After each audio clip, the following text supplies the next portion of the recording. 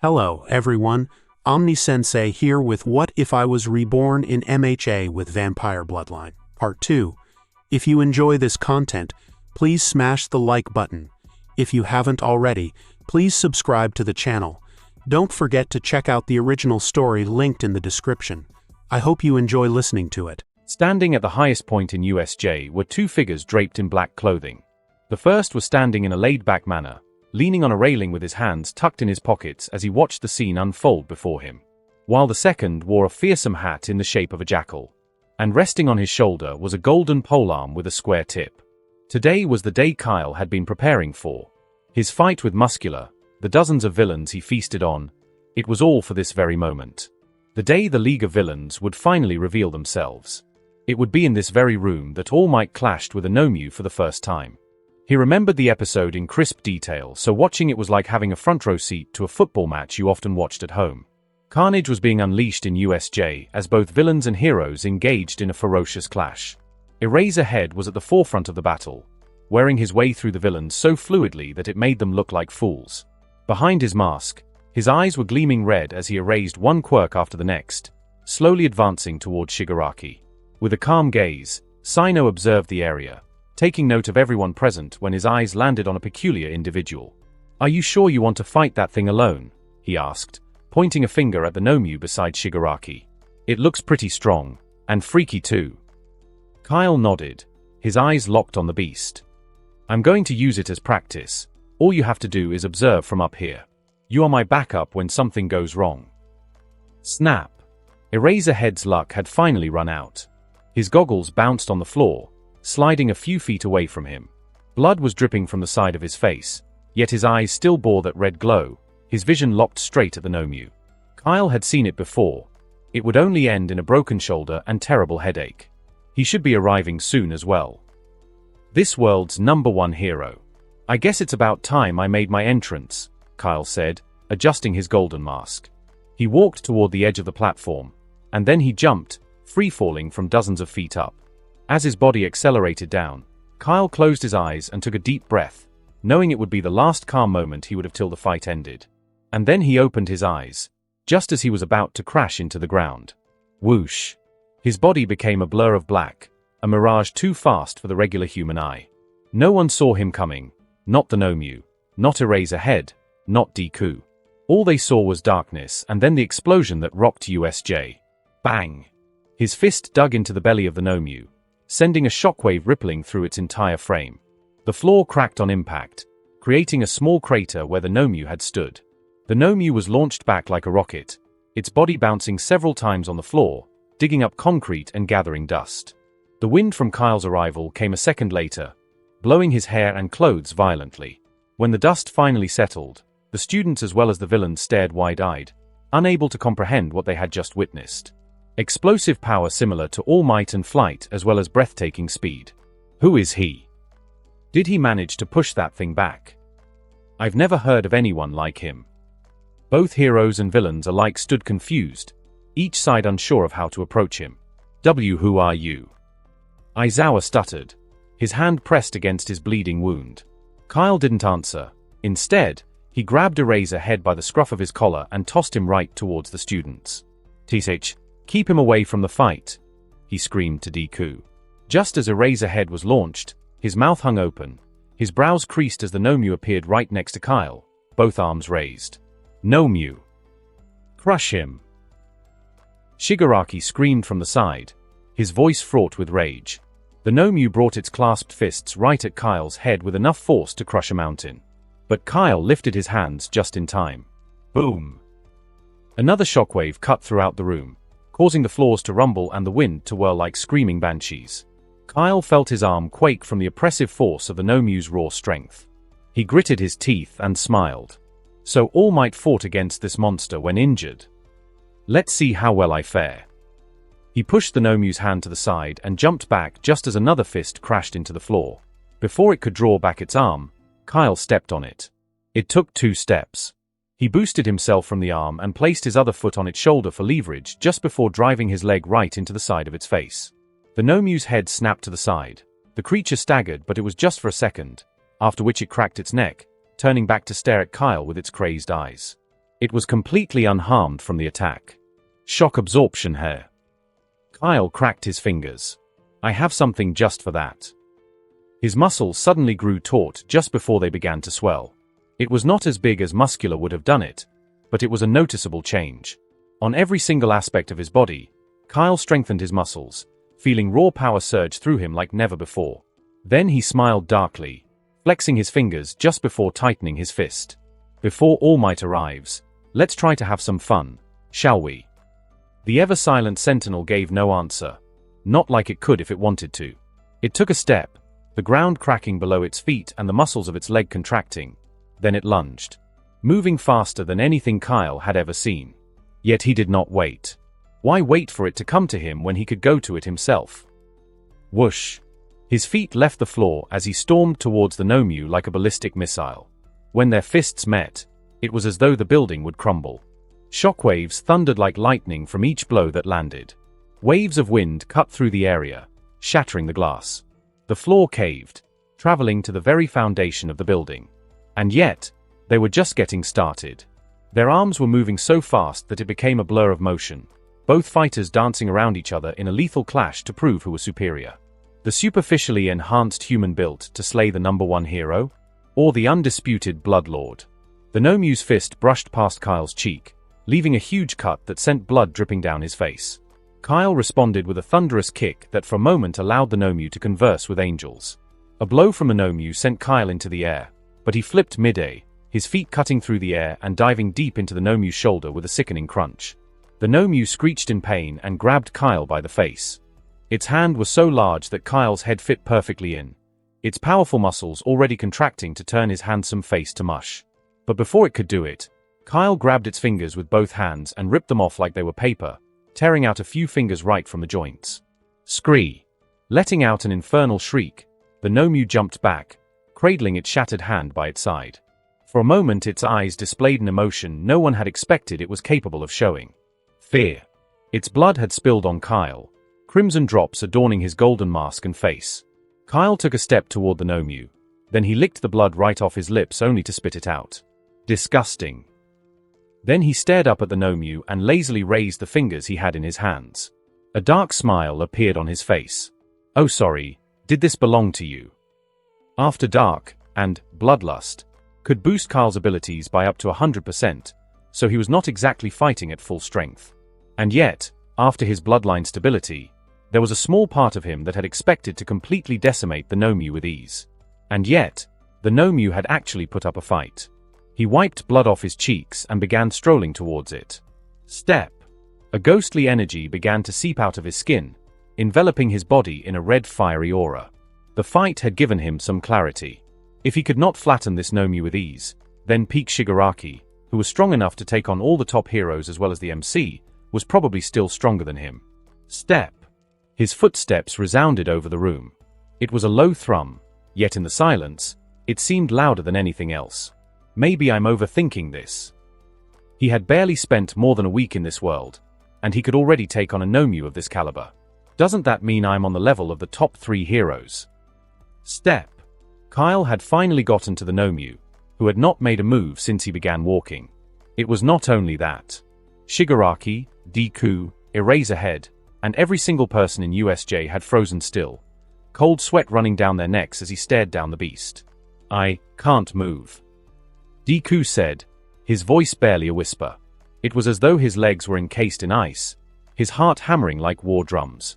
Beside him, Kaken was steaming, his jaw clenched in rage. Deku forcefully moved just his head to stare at his classmates, only to gasp in shock. Apart from him and Kaken, no one else was left standing. They were all on their knees, some hypertensive, while a few had thrown up, their chests heaving as they struggled to breathe. What the hell is going on? Deep down, he already knew what it was. It was fear. A fear so overpowering that it threatened to bring him down to his knees. It was not that he couldn't move. His body just refused to, rejecting every single order. Sparks of electricity burst forth on his skin, green lightning dancing through his entire body. He bit his lips, drawing blood, his eyes locked on the man. He is no hero. Deku could feel it in his gut. Move, Deku, move. Primordial terror. This was the only skill Kyle had not experimented with, but now that he had unleashed it, he could finally see its appeal. His aura was flowing around him like calm flames, bathing his skin in a red glow. His eyes were glowing with menacing light, and everything he did seemed to carry a certain weight with it. But it was draining. Kyle could already feel his energy seeping out of his body like a leaking bucket. And there was another problem. Although others were frozen, the Nomu was very much active. I guess it doesn't work on mindless beasts. It had worked for the first few seconds, but his orders overwhelmed his fear. Shall we end this then? Whoosh! Kyle twisted his head as the fist cut past him. Then he drove his elbow right into the Nomu's solar plexus, sending it flying. Just as the Nomu's feet touched the floor, Kyle was upon it, his eyes glowing like a demonic fiend. He grabbed its head and brought it down to his knee, blood splashing atop his knee. The Nomu swung its good arm, but Kyle easily dodged underneath it. He sidestepped the beast and dashed to its back. Crack! His feet crashed right into the back of the Nomu's knee, sending it down. Then he raised his hand and drove it right into its shoulder, exactly where the joint was. If you can take all my blows with your shock absorption. Blood-red claws emerged from his fingers, digging deep into the skin and spewing blood. Then force is not the way to go. The blood rose above his fingers, surrounding his arm and glowing furiously. Then they began to spin, rotating around his arm like a circular saw. Splurt! Kyle pushed his arm further, sawing off the Nomu's arm entirely and sending blood gushing out in large waves. With one last desperate move, the Nomu launched a blow aimed right at Kyle's neck. The blow came with the Nomu's dying strength, the punch far greater than anything it had ever launched. Kyle did not take the blow head-on. He jumped to the side, narrowly escaping, and then he grabbed the arm of the beast, locking it right underneath his armpit. All right, time to sleep, big guy. Kyle widened the gap between his legs and turned around, lifting the gigantic Nomu right above his head. He was considerably smaller than the Nomu, so it was a comedic sight, like John Cena lifting the big show. Alley-oop. Bang! The ground caved, and an invisible shockwave blasted round in a circular arc, followed by a surge of dust, wind, and blood. Finally, USJ was silent. No earth-splitting explosions. No thunderous blows. Just a masked man sitting atop the body of the monster that had been unleashed in their halls. Kyle took a moment to catch his breath, using the Nomu's body as a couch. Yet his mind was not settled. There was something terribly wrong with what was happening. Where is All Might? He was meant to arrive during his fight with the Nomu. Kyle had even prepared countermeasures ahead of time to face him, and yet he was nowhere in sight. Is the story already changing? Kyle gave it some thought for a few seconds before rising to his feet. I'll figure it out later. For now, he had to take his bounty back home. All right, time to Biome. The roof of USJ suddenly erupted, incinerating into nothing as a colossal fireball tore through the ceiling. The entire area was bathed in a bright orange glow, the heat from the fire taking the temperature of the room to sweltering levels. Kyle could have easily escaped the fireball, but if he did, he would be leaving his Nomu to burn. There was no way his efforts today were going to waste. He pulled his arm back and sucked in a sharp breath as energy began to condense around his fist. A bright red calamitous glow appeared, pulsing with streaks of energy that climbed all the way to his elbows. As the fire descended upon him, fire pooling around the condensed ball, heat so scorching that he could smell his burning skin. Kyle met it with a blow capable of splitting the fiery sky. Bang! The oppressive weight of the fire pushed against his arms, causing his elbows to quake, but Kyle placed his foot forward, applying even more pressure. With a battle cry, he pushed even more energy into his blow, the red aura glowing so bright that it consumed him whole. And then, whoosh! The fireball was split in half, two gigantic pools of fire washing past him and blackening the ground. Kyle was covered in sweat, and his skin was red, burned from the heat. A sneak attack when I've used up my energy on the Nomu. Hair. He raised his head, his eyes locking with that of his attacker. The man was surrounded by fire, his red hair billowing in the wind as he floated in the sky above the shattered roof. Is that how you fight? Endeavor.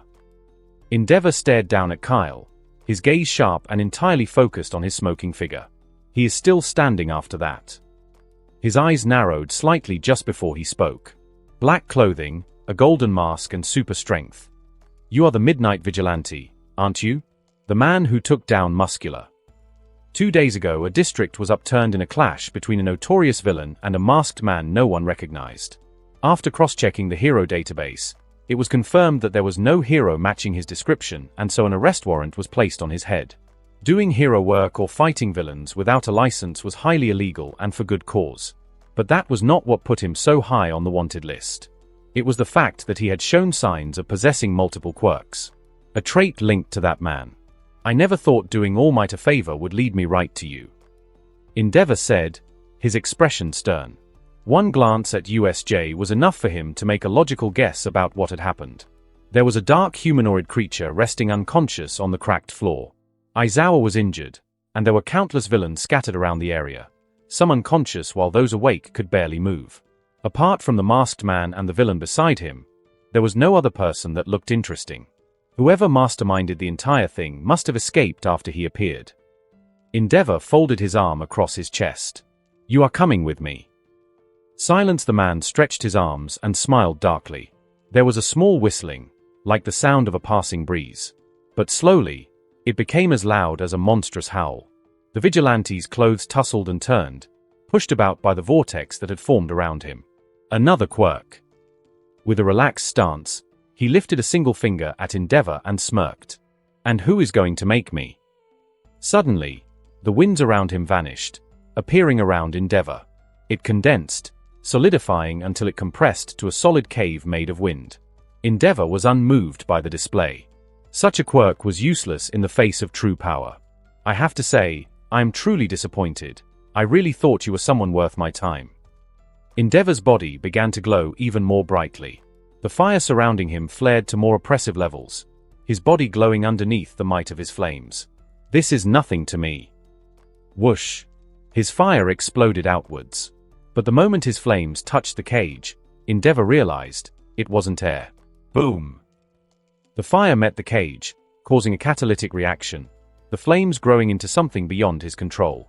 All around him a sea of fire burst forth, the explosion shaking the foundations of USJ.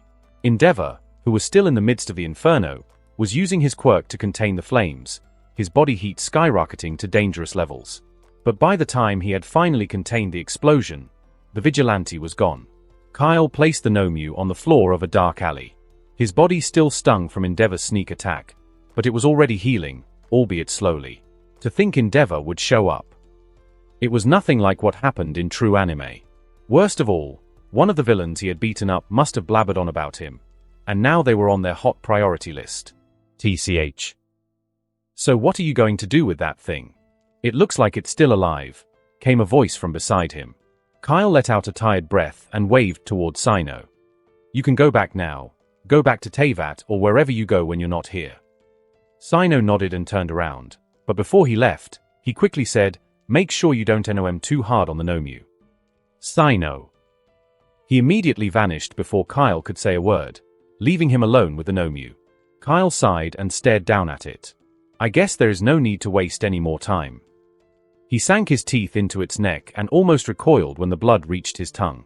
Its taste was bland, nearly repulsive, but Kyle pushed through his irritation and sunk his fangs deeper. Ding! Multiple quirks detected. Shock absorption, super regeneration, super strength. Do you wish to extract these quirks? Yes. Immediately, his system copied the quirks. The healing of his injuries accelerated, and within seconds his body was as good as new. He took in a breath of fresh air, feeling the new ability settle within him, then smiled broadly. "I kind of understand how All for One feels now." The feeling of getting a new quirk was just so euphoric that it was hard to restrain yourself. "Wait." He paused. "All for One. Don't tell me they think, damn it." Now his encounter with Endeavor was making much more sense. It was strange that someone like him would be after Kyle. Although he had defeated Muscular, it should not have been enough to get Endeavor on his trail. They must think I am related to All for One in some way. If that was the case, then the heirs would be actively looking for him in the next few days. I guess I need to lay low for a little bit. He turned to the Nomu, whose wounds were now beginning to close. Kyle had been using his blood manipulation to reopen the wound each time it would start healing, but now that he had gotten what he needed, there was no need to keep the Nomu alive. He raised his foot just above its head, his face stoic. "Rest in peace."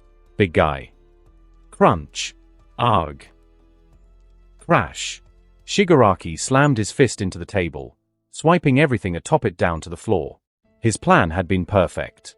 The intel he got from his insider, the Nomu, the villains, everything had been done exactly according to his plans. And he would have succeeded, if not for that man. Shigaraki scratched his neck furiously, his other hand tapping impatiently on the table right before it crumbled to dust. Kurogiri. Use every resource we have, find me that man and members for a new league of villains. Kurogiri nodded and vanished, leaving Shigaraki alone in the room. Damn it. He screamed in rage. I'll kill him. I'll freaking kill him. 1 week later, poppy music was coming from a small portable speaker, the little LED lights on it glowing to match the rhythm of the beat. The morning sun rays shone into the room, illuminating the empty space and reflecting off the polished wooden floor. On the bed were a neatly ironed dress shirt and blue jeans, as well as a golden watch. There was a sound of splashing water accompanied by the voice of a rather untalented singer who was cursing the world with his tunes. Hey, I'm not that terrible. Also stop monologuing. It's weird. Kyle stepped out of the bathroom, his hair damp from his bath and a towel wrapped around his waist. You sound terrible enough. And I'm just doing my job. Daisy said, resting by the speaker. By the way, Kyle raised his hands to silence her. This is the best part. He began slowly nodding his head and tapping his foot on the floor. Then he spun, his legs moving from place to place as he executed the dance step in perfect motion. The speaker boomed, rocking from place to place as the bass intensified. Kyle slid closer to his clothes, his head still moving, and his eyes only partly open as the song filled him with euphoria. He grabbed his shirt and unbuttoned it, slipping into the cool cotton, and then wore his pants. His hands reached for his watch, but he paused and took it back, rocking his waist back and forth, his lips pressed thin. Just take the damn watch. You're going to kill me with all that terrible dancing. Kyle glared at her and picked up the accessory, just as the music came to an end. You should really learn to appreciate good art, Daisy. She slowly shook her head, massaging her temples with her tiny thumbs. Forgive me, I don't think South Mongolian funk is artistic. Kyle smiled as he looked himself over in his mirror.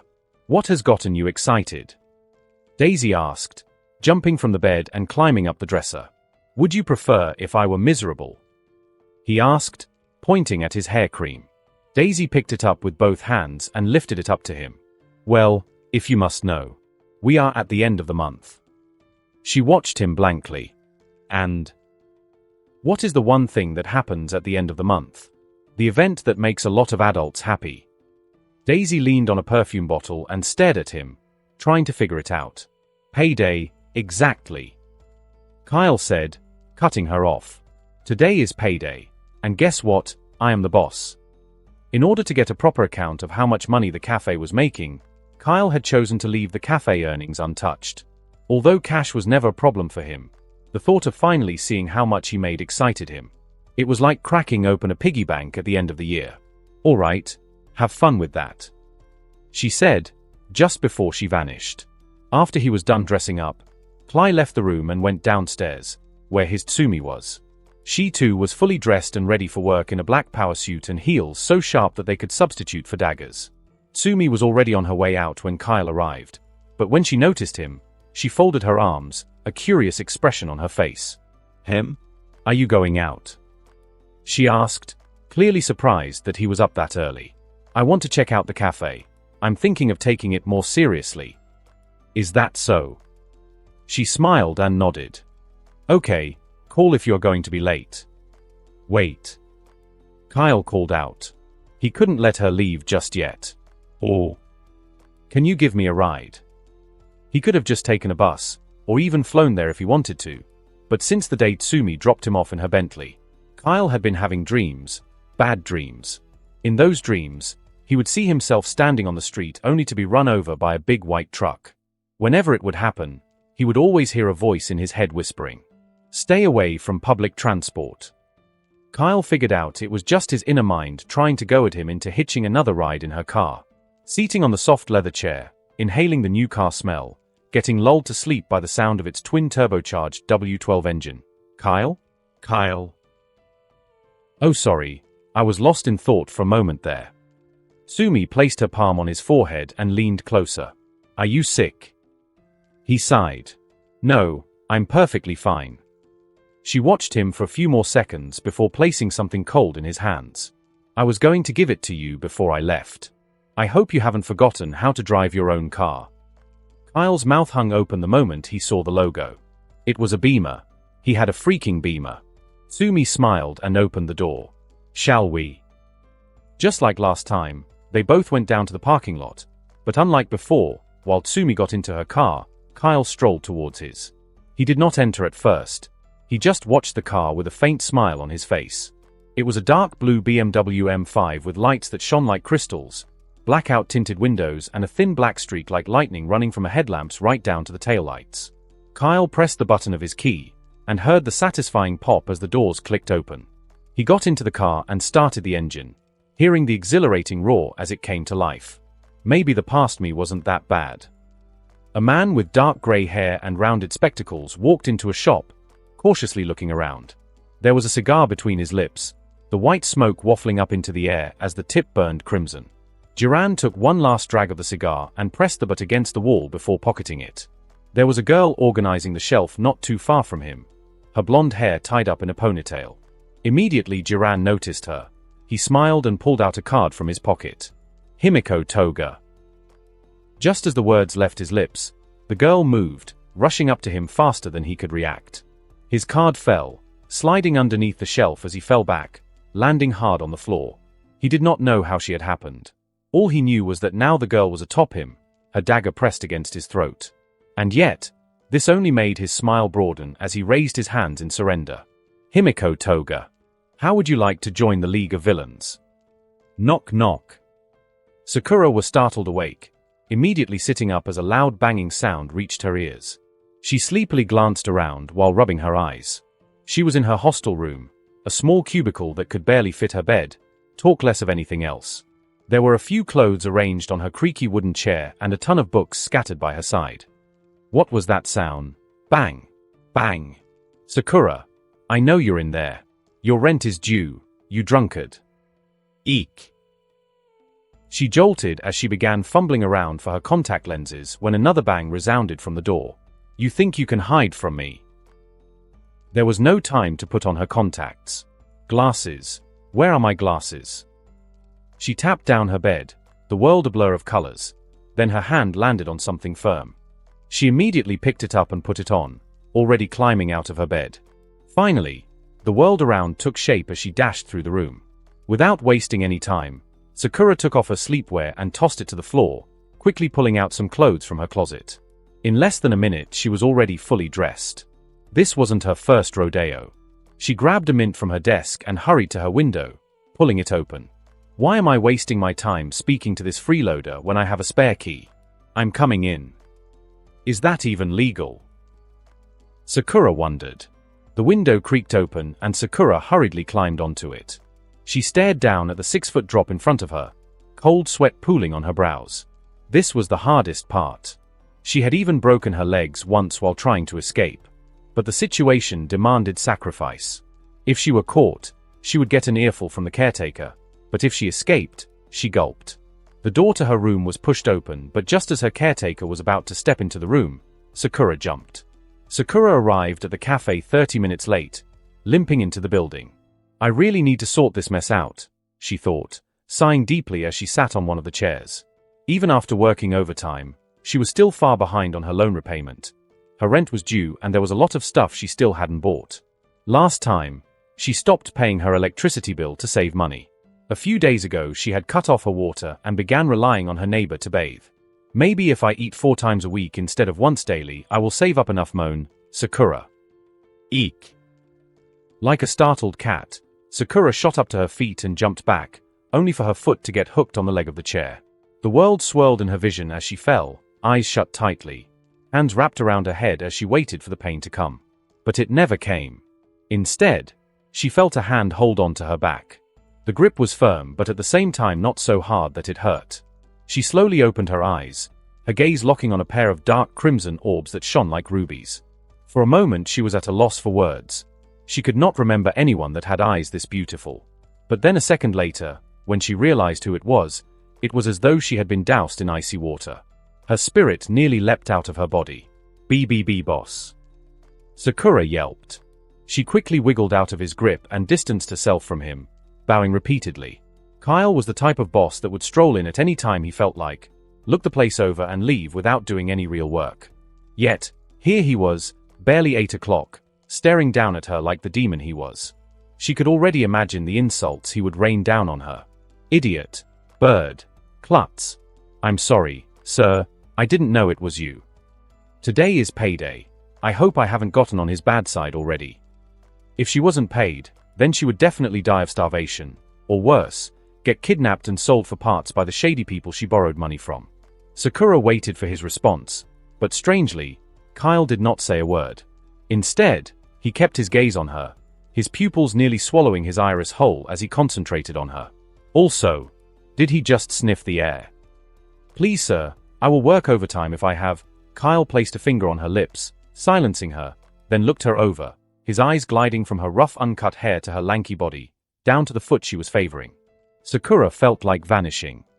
Why is he looking at me like he wants to eat me? Something wasn't right. Kyle was paying far too much attention to her. It had been this way since the past week. Sometimes he would sit in the cafe and pretend to go through some documents, and yet, Sakura could always sense his gaze on her. There was even a time she accidentally cut her finger, and before she knew it, Kyle was right next to her, watching her like she was a specimen. She was about to take a step back when Kyle suddenly appeared behind her, moving far too fast for her to keep track of.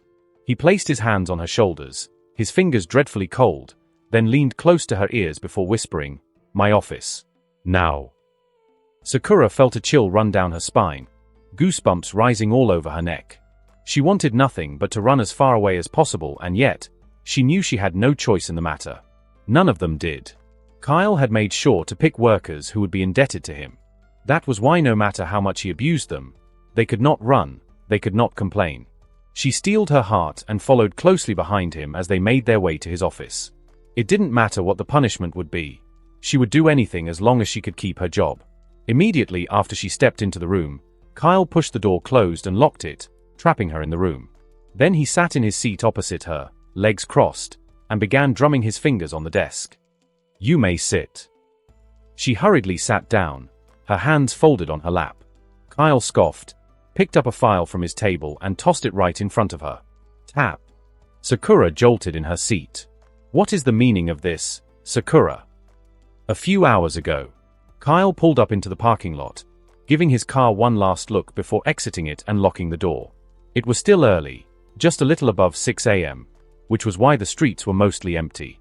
Most shops were still closed and only a few cars were plying the road. Although normal work hours for most employees were a bit later, the old Kyle had made it mandatory for at least one worker to resume at 6 a.m. sharp. Any later, and both their salaries would be cut in half. That was why Kyle was not surprised when he found Akiko already cleaning up the shop. When he arrived, she bowed slightly. "Good morning, sir." Kyle nodded. "Good morning, Akiko. How are things?" Akiko stared at him, unsure of what to say. She was surprised that he had not only responded but had actually greeted her as well. I guess there is no need to act like the old Kyle any longer. Completely jumping from his old personality to a new one might have had a negative impression on the employees.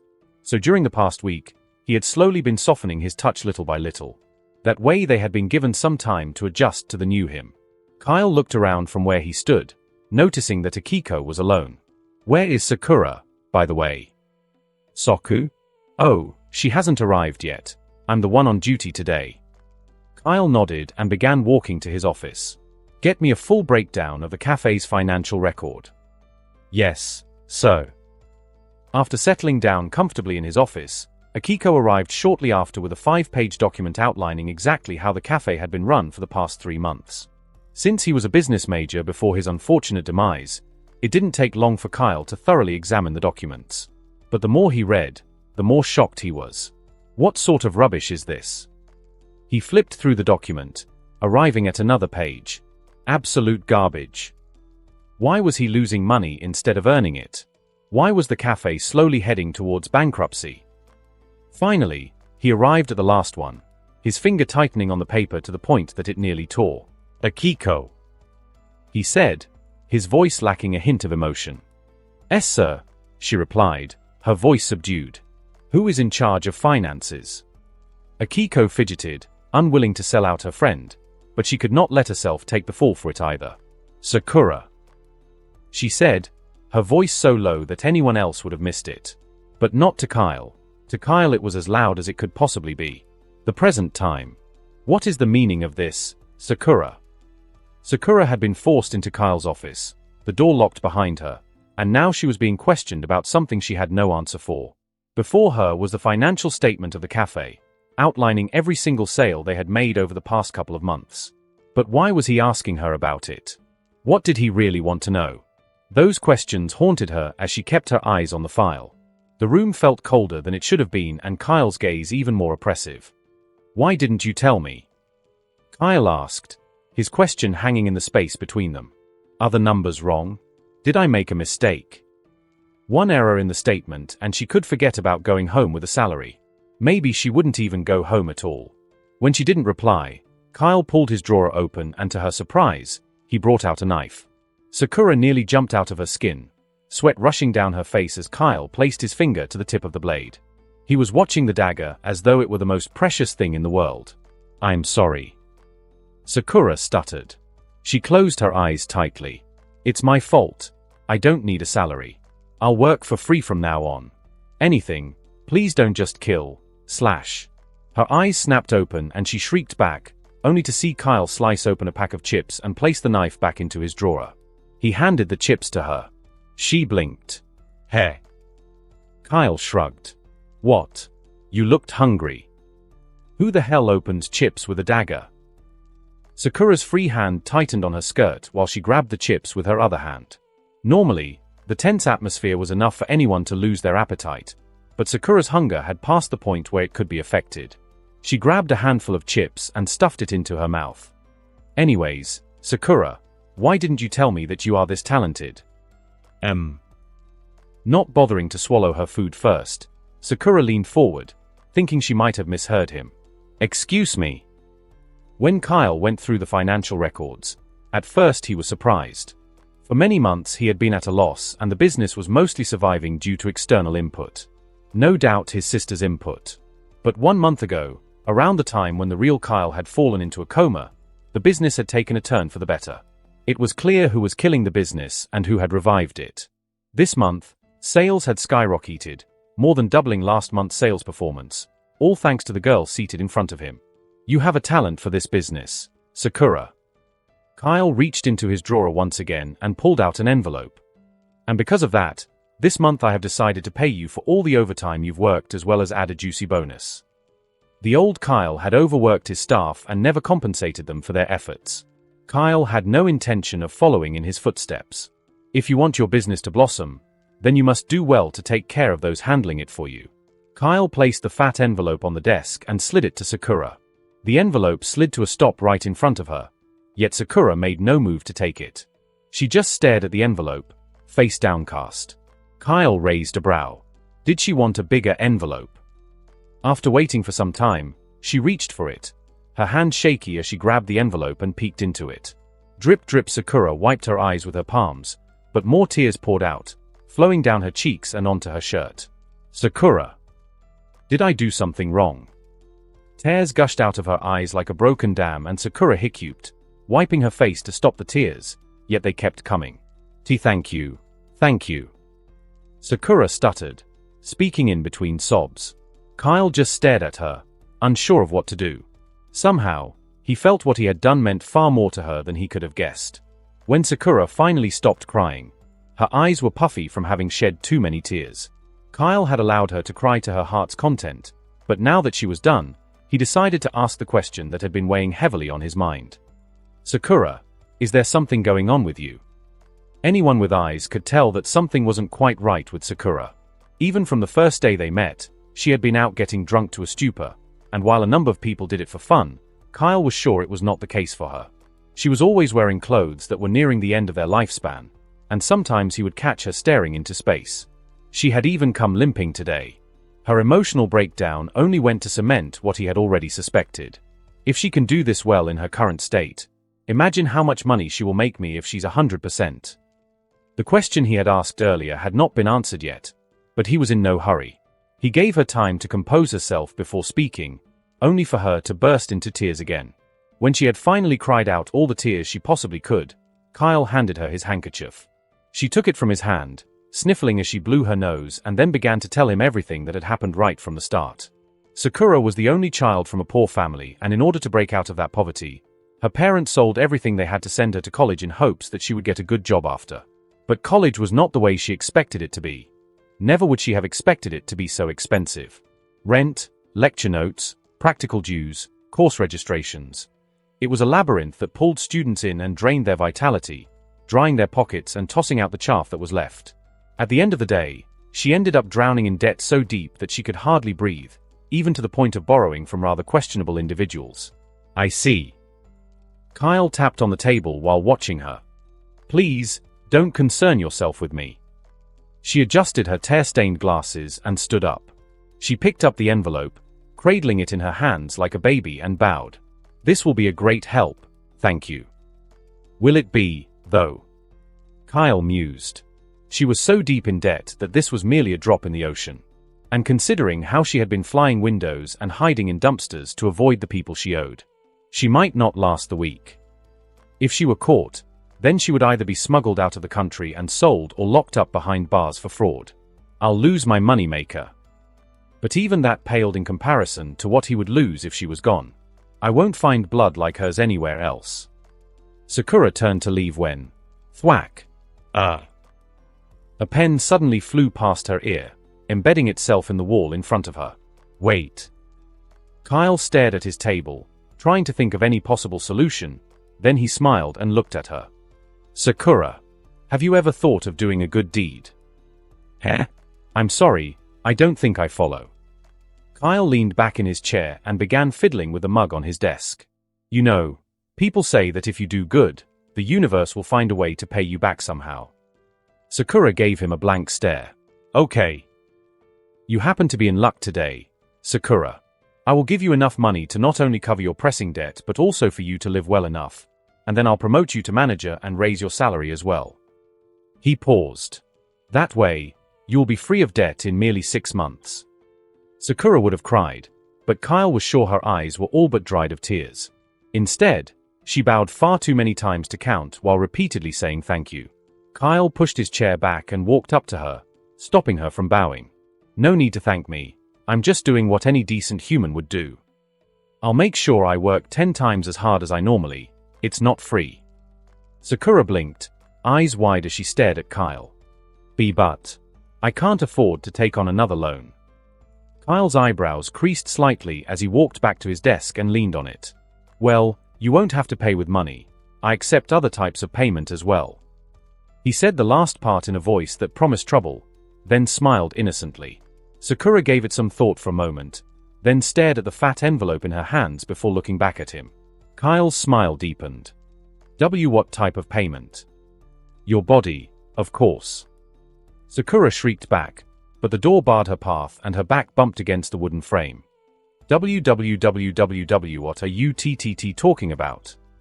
Sweat was rushing down her face, which had turned several shades red. Kyle did not answer.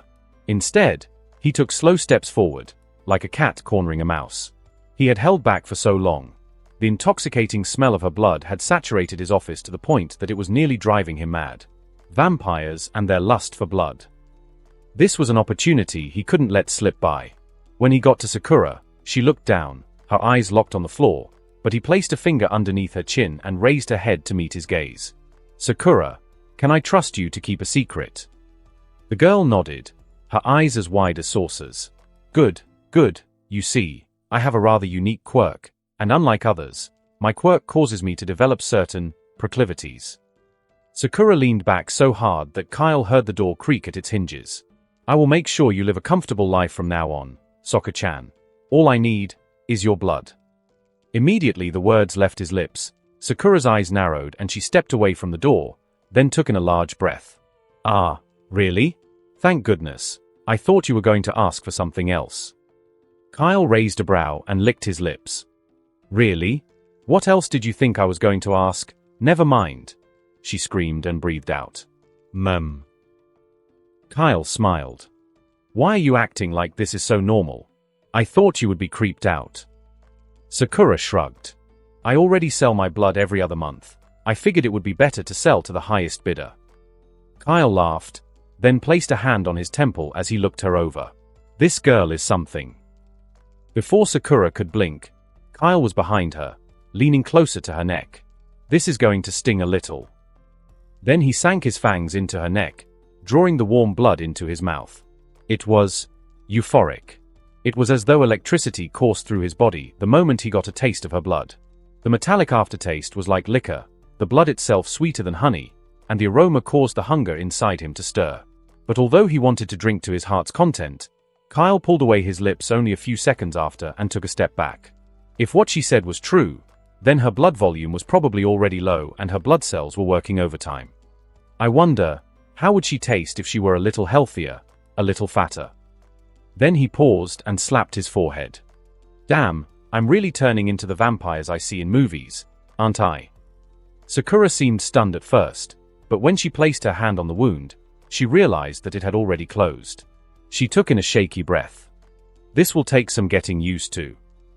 Kyle nodded and stepped past her to unlock his door. Soku-chan, when was the last time you had steak?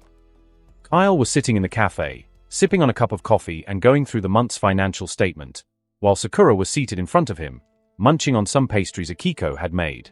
Even though Sakura had done a great job, there were still areas that could be fixed. As a business major before his death, Kyle could easily spot loopholes. He raised his head slightly above the report to look at Akiko, his eyes locking on her. She had been staring at them for the past 10 minutes. Akiko straightened and immediately looked away, pretending to be busy, but Kyle kept his eyes on her. Akiko, come. Akiko slowly turned and pointed at herself. Me. Is there anyone else named Akiko here? She sighed and strode toward them, her pace draggy. When she arrived, Kyle silently called her to his side and pointed at something on the store menu. How come we only have these beverages? What about smoothies and milkshakes? While Sakura covered sales and marketing, it was Akiko who was in charge of the menu. She leaned a little closer and frowned. Oh, it's because we don't have the tools. I made a request 6 months ago, but it was never approved. Is that so? Akiko nodded. Does that mean you can make those drinks? Currently, his cafe mainly served coffee and a few choice drinks. Having something completely different might be what they needed to accelerate sales. Since he was the one running the shop now, the least he could do was make it profitable.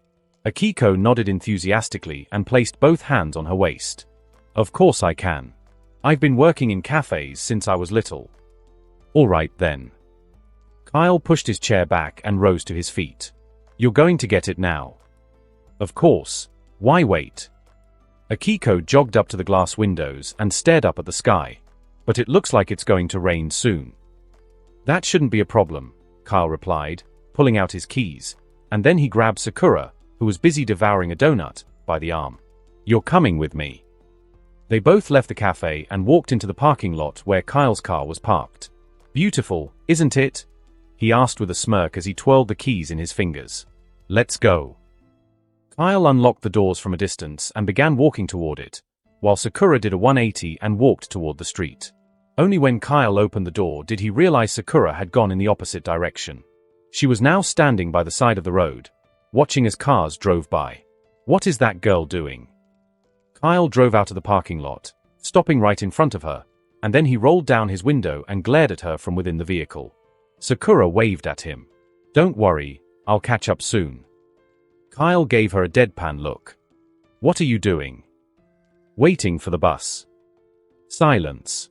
Kyle glanced at the front seat and looked back at her, but all she did was smile politely. Get in. Sakura blinked. She held his window and bent down to look through it. Wait, really? He has never let me in his car.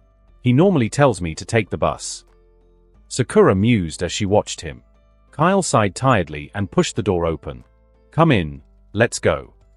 Sakura watched him for a while longer to be sure he wasn't joking, and then when she realized he was serious, she smiled and hurried inside. Kyle raised the windows, and they pulled into the street. Inside the car, Sakura's eyes were moving from one thing to another, unsure of what to touch first. "Your car is very nice. I was always curious about how it looked inside." He smiled and glanced at her before looking back at the street. "I know, it's a beauty, isn't it? Haha. Don't be shy, compliment it more." She tapped the lights on the dashboard. "It's very pretty." Keep it coming. "It looks very expensive, ouch." Sakura was about to reach for a round knob when Kyle slapped her hand off it. "Don't touch that. It's the gear shifter." "Oh." After a pleasant 10-minute drive, they arrived at the shop that Akiko had told them about. Kyle parked the car on the other side of the building, and then they both walked into the shop. "Do you have a list of everything we need?" He picked up a portable blender and dropped it back on the shelf as they continued walking. Sakura was scrolling through her phone as he spoke, periodically looking up to check the shelves as they walked past them. "Akiko sent me a list. It shouldn't take too long." Ding! Kyle turned at the sound of the store bell, then frowned when he saw who had walked into the room. "How disgusting," he muttered under his breath. Sakura looked up from her phone and turned to face him. "Sorry, did you say something? Oh, is that pro-hero Kamu Woods and Mount Lady?" Kyle's eyes narrowed as he watched him. His entire body, right from his head down to possibly his dick, language. The point was that he was entirely made of wood, which irritated Kyle. Wood to him was like kryptonite to Superman, although not nearly as bad. Which meant Kamu was his natural enemy, even if he did not know that yet. It was strange to think that the Stickman might actually be more of a threat to him than most heroes would be. Kamu Woods was chatting with Mount Lady, who was checking some appliances on the other side of the room. "Oh, he's coming in this direction," Sakura said, sounding excited as they approached. "I told you I want a bigger one, Kamu." Mount Lady complained, hovering over him like a shadow. Kamu's shoulders dropped. He began massaging his forehead as though he could feel anything through the thick wood. He is acting like a guy being nagged by his girlfriend. "But you never really." Kamu was cut short as Mount Lady playfully shoved him forward, but she must have used a little too much force because he stumbled, falling right towards Sakura. Crash! In the space of a second, Kyle got in between him and Sakura and raised his hand to stop Kamu from crashing into them. But just as the helmet made contact with his hands, the sharp edge brushed across his palm, tearing into his skin. Sharp pain surged through his arm, as though he had been sprayed with acid, but Kyle kept it in, staring at his injured finger. Mount Lady immediately rushed up to him, her eyes wide open and her lips quivering from embarrassment. "I'm really sorry. It's all my fault. Are you guys all right?" "I apologize. It was my mistake." Kamu bowed in apology. Kyle smiled, his eyes twitching. "I'm fine. It was a simple mistake. No problems." Why the hell is his head so freaking sharp?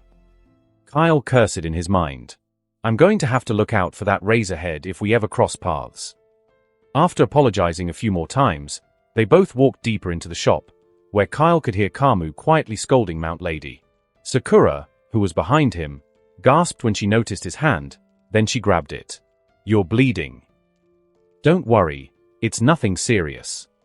The injury would take less than a second to heal, but Kyle did not tell her that. There was a pharmacy on the other side of the street. Should we go there? Sakura was staring up at him, watching him like he was halfway dead already. "It's okay, I'm really fine." She did not let go. "All right, I'll go. Just get what we need before I get back." Only then did she let go of his hand, watching as he left the shop and crossed to the other side of the road. Kyle got a bandage and placed it over the already healed wound for show and was about to cross the road when lightning streaked through the sky. And with the lightning came the rain, a heavy downpour that soaked the streets in less than 10 seconds, bringing with it wild winds that blew past the road, carrying dust and particles in the air. "You can't be serious." He raised his hand to cover his head and immediately hurried underneath a nearby shade, then stared at the shop from a distance, weighing his options. He could run for it, but he could not use his super speed out in the open, so he would get thoroughly soaked when he arrived. And then he would have to sit in his car with his wet. No. The rain intensified even more as though taunting him to enter, becoming so heavy that even his shade was no longer enough to keep him safe. The wind was even carrying stray drops and splashing them on his face. "I guess I better get inside." Just as Kyle was about to return to the pharmacy, an umbrella was suddenly raised above him, shielding him from the rain. He glanced up at the umbrella and immediately turned to see who it was, then paused the moment he set his eyes on her. Yellow hair like the morning sun, a smile that could light up a room, and a craziness resting in those deep amber eyes. Himiko Toga. Himiko smiled, one hand behind her back as she leaned close to his face. I was right. You are the guy from that night, aren't you? Although the rain around them still poured down so heavily that the pitter-pat sounds drowned the world around them, to Kyle it was as though it didn't exist. All his senses were currently focused on the girl in front of him, the first person he had met when he arrived in this world. Himiko. She was smiling brightly, leaning towards him like a curious high school girl. She looked so innocent, and yet, Kyle knew just how dark she could be.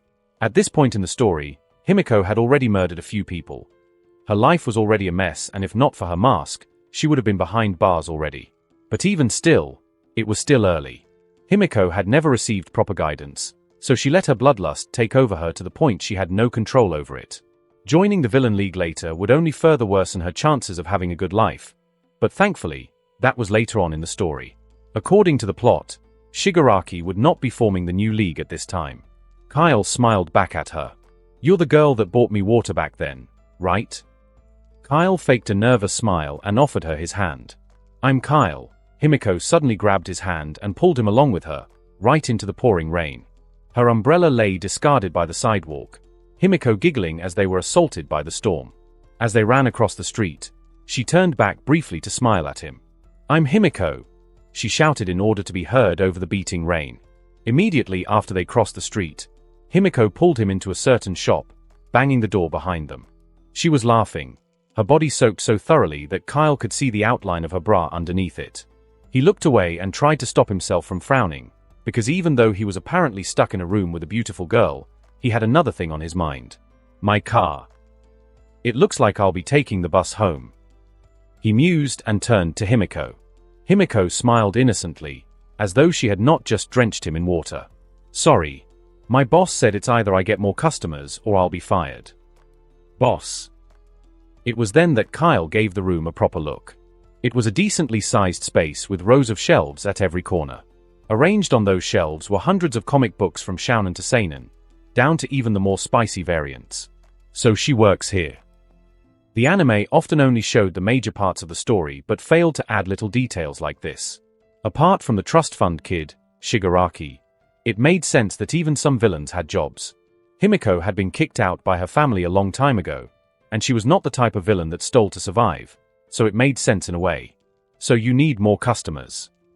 She smiled and nodded, her eyes glistening like a fisherman who had caught a tuna. Kyle's eyes narrowed. So she's looking for rich people to kidnap. Himiko kept staring at him, her eyes holding a silent plea. Fine, fine, I'll buy a few. Yes. She jumped, doing a fist bump with the air. Just give me a second.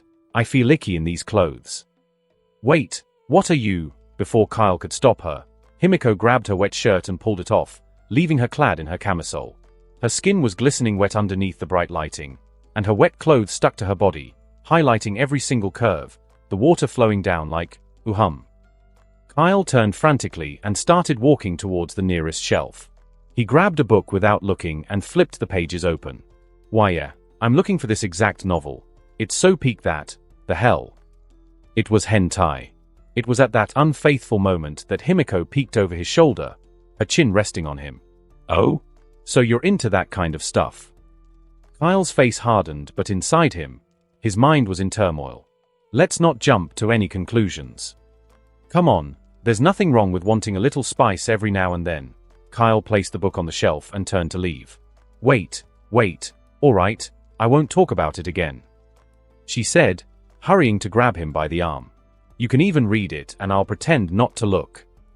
Kyle watched as she closed her eyes, only to open one a few seconds later. When she saw that he was staring at her, she immediately shut it. He sighed tiredly and then unexpectedly, a small laugh left his lips, with Himiko joining in with her light giggles. They both stood still in the warmth of the room, next to each other as they laughed their hearts out. Has anyone told you how weird you are, Himiko? Himiko shrugged as she pulled him towards another shelf. Special is the right word. When they got to the shelf, she pulled her hair back, tying it in a high ponytail, and began to quickly shuffle through the books. "What type of manga do you like, boss?" Kyle smiled. "Boss." Calling him boss will make him want to buy more to live up to the title, Himiko mused. "You're the customer, aren't you?" "She's just trying to make me buy more comics, isn't she?" Kyle thought as he watched her.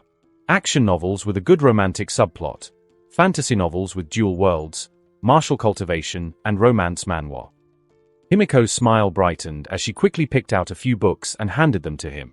Shadow Slayer, Nanomechatronics, The Greatest Land Developer. Kyle grabbed the comics and flicked through them.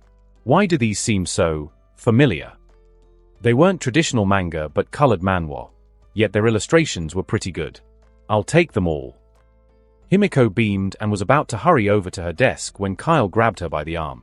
"Where are you going?" She frowned playfully. "I was going to wrap them up." Kyle slowly shook his head. "I'm not buying these 3. Himiko's face fell, her mouth slightly open in shock. "But didn't you say you wanted them? I want the whole shelf." This man, behind that petty smile and handsome face of his, lay a vicious devil.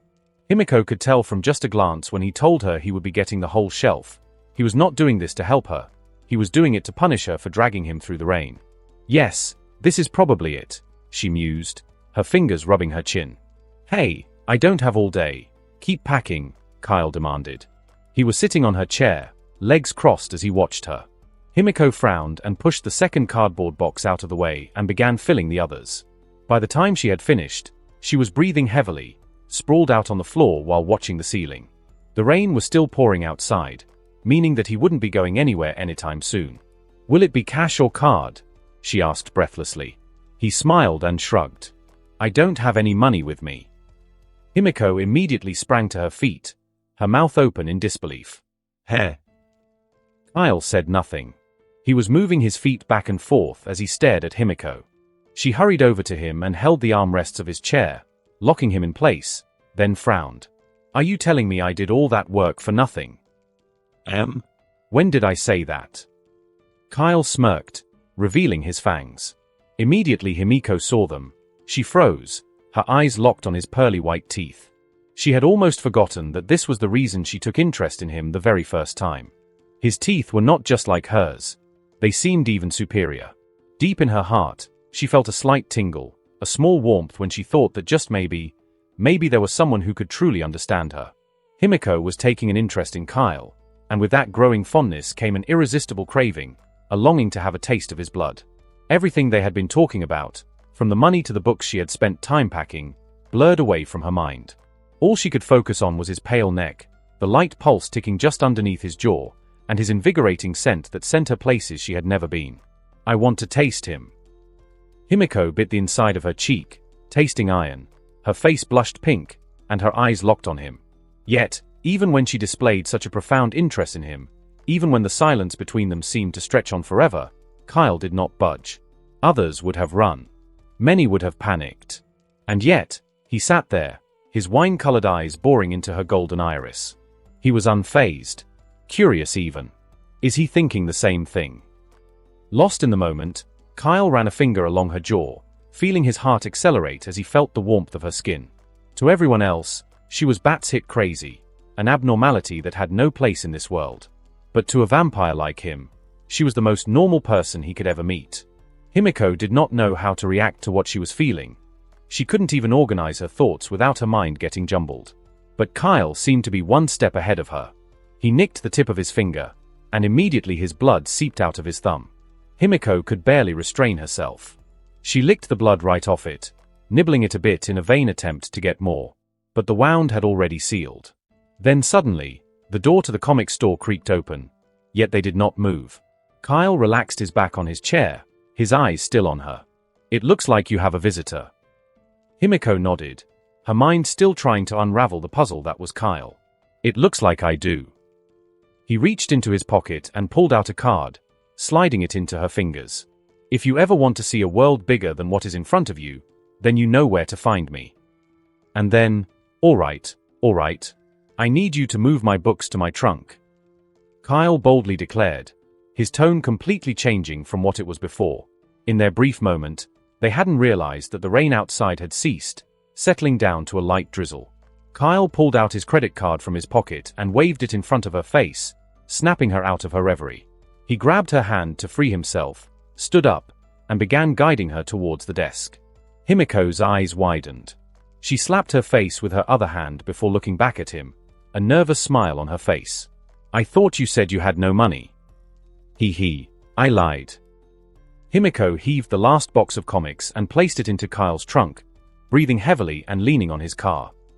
"That is the last one," she said breathlessly, her arms shaky. "Thank you for shopping at Yoyimiya Comics." Before she left, Kyle handed her his phone to take a number before waving her goodbye as she walked back to the store. "I don't understand him." Himiko tiredly pushed her door open. One moment he is nice and warm, the next moment he is like a devil's spawn. "I can't believe he let me carry all those boxes alone." She breathed out a sigh and plopped into her chair, staring up at the ceiling fan. Then she placed her hands in her pocket and pulled out the card he had given her. Kimimaro Cafe he had left abruptly after that customer arrived. The same customer who ended up not buying anything. Now all she had were questions. How did he know she wanted to taste his blood? And why was he so willing to give it? The little taste he had given her was not enough. It was like tasting a bit of cake when you were ravenous. All it did was stir your hunger. Is he baiting me? Arf. Himiko ruffled her hair in annoyance. This much thinking will fry my brain. It seems like you've had an eventful day, came a voice from the shadows. Himiko lazily glanced at the corner of the room, her eyes narrowing as she saw who it was. Who are you? The man placed his hand into his shirt, smoke streaming out of his nose as he set his eyes on her. I'm a messenger. He stepped out of the corner, the barrel of a gun glistening in the light, just before he squeezed the trigger. Bang!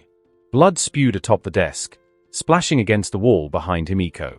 The once quiet bookstore had become tainted by chaos and drenched in blood. A woman was seated in a newsroom, a neatly arranged stack of papers in her hands and a bright smile on her face as the program began.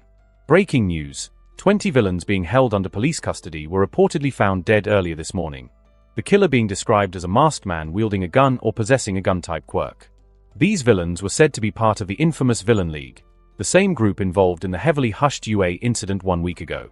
The police department has condemned the crime as violent, thoughtless, and a sheer disregard for the justice system. The hero organization at this point has failed to give a response and as such are under heavy criticism by the TV flickered off, drowning the room in silence. To think that so many villains will be murdered under our noses, what a disgrace. Endeavor barked, tossing the remote to the table. In one of UA's hidden strategy rooms, several notable heroes were gathered. There was the number 2 hero, the flame hero Endeavor, the giant heroine and the arbor hero, Mount Lady and Kamu Woods. Resting at the edge of the wall, slowly dozing from overwork, was the Erasure hero, Eraserhead, while the man sipping on a bottle of cola was the winged hero, Hawks.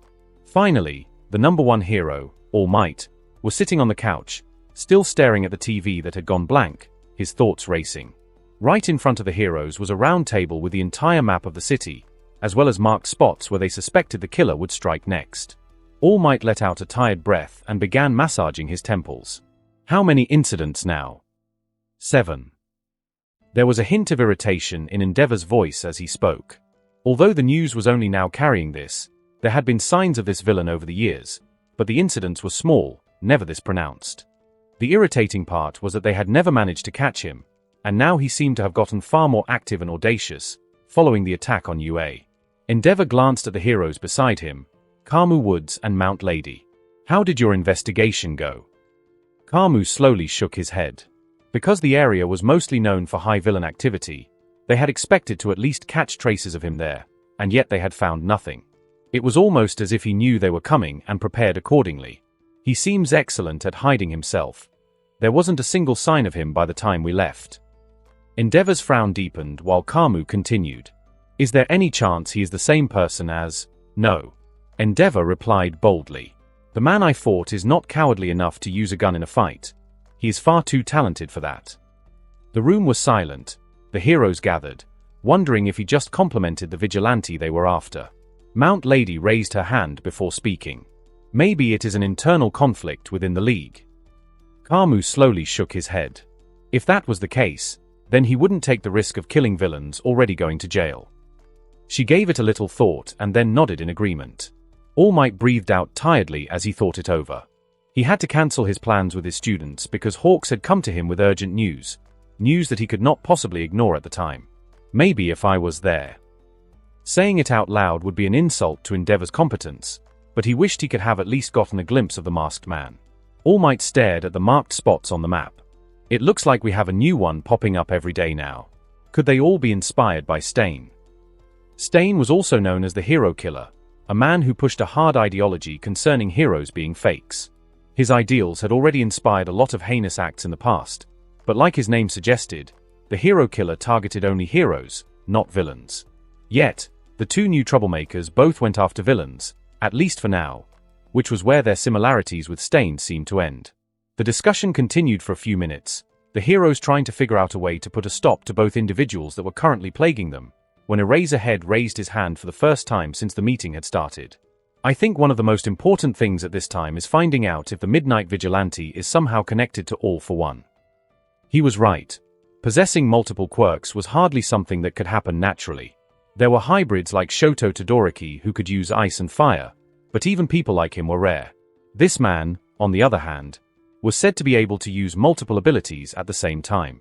So far they had outlined super strength, blood manipulation, and oxygen manipulation quirks, as well as a few others.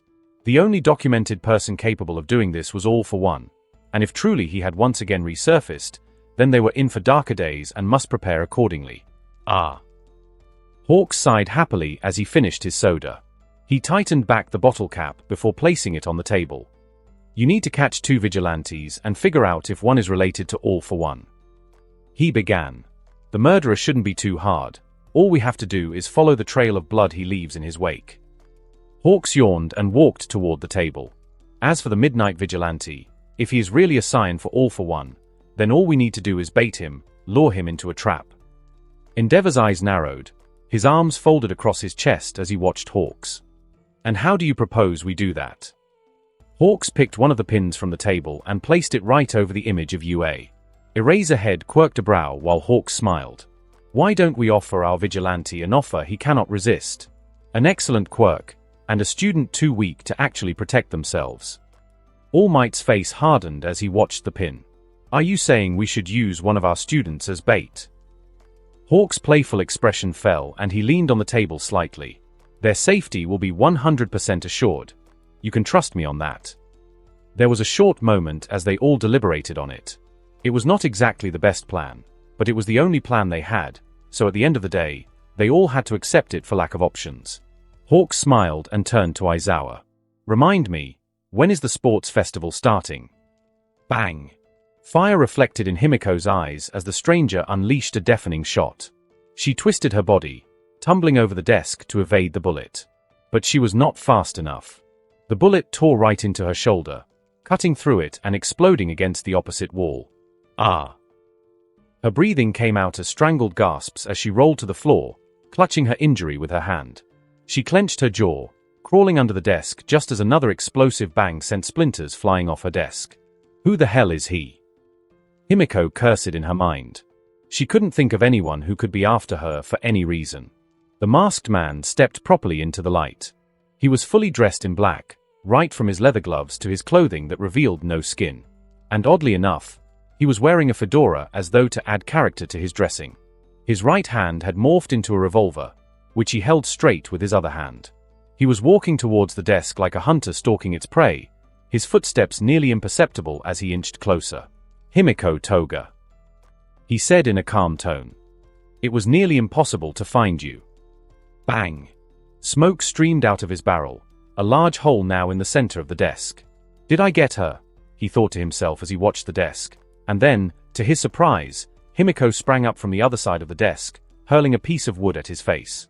He reacted instantly, like a Texan gunslinger. He unleashed a shot, catching the wood midair. But during that time, Himiko retreated deeper into the shop, hiding among the shelves. The masked man breathed out angrily and kicked the desk down.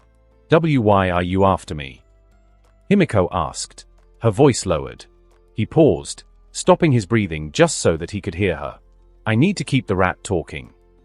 I have no personal quarrel with you, Himiko. He was slowly walking through the shelves, his eyes darting from place to place. But it looks like you have tangled yourself up with the wrong type of people. Silence. What do you mean? This time, the voice came from the other side of the room. She was moving. Have you ever heard of the League of Villains? Those. Bang. He immediately spun, his arm vibrating as a bullet was let loose. The bullet flew past several shelves, burning a smoking hole through several books. The sound of burning paper mixed with the low rhythmic sound of his heavy breathing. No loud scream, no crimson pool soaking up the pages, no wet thump of her bleeding body hitting the floor. He had missed. Peekaboo. The voice was right behind him. He spun, a bullet already about to fly, but he was not nearly fast enough. Himiko jumped to the side to avoid the barrel, but not without lashing out with her dagger, the cold steel slicing the underside of his jaw, a few inches away from his neck. Ah! He held back his scream and jumped back, pushing his gun forward as his feet ground to a stop, but there was no one there. Himiko had once again retreated to the safety of the shelves. Don't play with me. Himiko was hiding behind one of the shelves, her dagger clutched tightly in her good hand. She had lost so much blood that she was getting pale, with beads of sweat running down her face and a trail of blood by her side. I need to leave. Somehow, she had to escape the murderer or find a way to force him to retreat. Why did my luck have to be this sour? Just after I made a sale too. She sighed quietly and looked around the shop. My boss is going to kill me. Boom. Himiko squatted and covered her head with her arm as a bullet flew right past her head. Pages were sent flying, the smell of burning wood and hair reaching her nostrils. Every single hair on her neck stood still, her heartbeat accelerating. I have to give you praise, girl. You are the first one to touch me since I began my mission. But I'll have you know, I am a firm believer of an arm for an arm. The man was suddenly right next to her, the hot barrel of his gun pushed right against her forehead. Himiko's eyes widened, her breath hanging in her throat. The barrel flashed yellow. A tooth for a tooth, he said, his voice seeping venom. She swiftly leaned back, her hair touching the floor as her back bent to form a perfect semicircle. She used her good arm to support herself. Simultaneously, the gun roared, her ears ringing from the sound. She kicked the gun arm upward and flipped back, immediately grabbing a nearby thick-covered book. You bit. The man blinked as a book came flying right at his face. Thwack! He knocked the book to the side, only to see Himiko rushing at him with another book. You're going to get me fired, you creep. Bam! She slammed the book right into his chest, sending him a step back, then rammed it right into his neck, straining his windpipe. He coughed, barely able to breathe as she stumbled backward. But Himiko was already rushing towards him, a crazed smile on her face as she drove her dagger right toward his eye. Just die. Himiko slashed with all her might, but her blow was weak, and she was not nearly as fast as she should have been. The masked man intercepted her attack with a heavy kick right to her solar plexus, knocking the wind right out of her lungs. Her arms felt weak, but Himiko didn't let go of the weapon. It was her lifeline.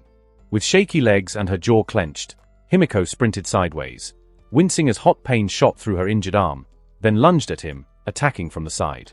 Bullets were released, each one finding its way into the floor or the shelves, but so far, Himiko had not been hit.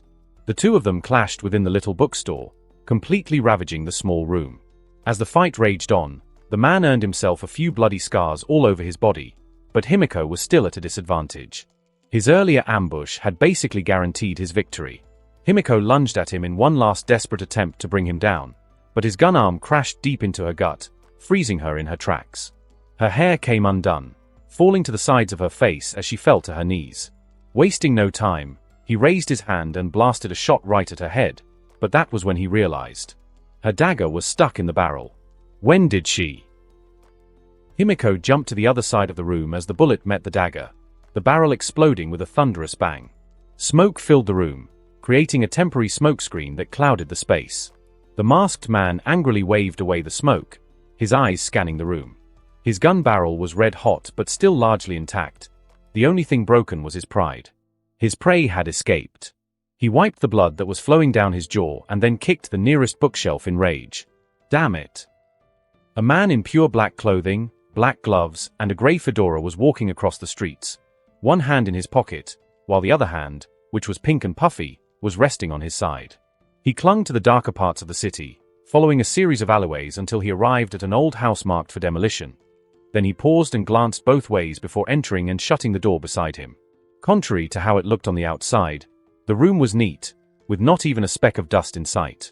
There were a few pieces of furniture arranged around the room, as well as a wall filled with various assortments of guns, from assault rifles to shotguns and tankbuster rifles, down to even an RPG. The man gave the wall a lazy glance as he began taking off his clothes.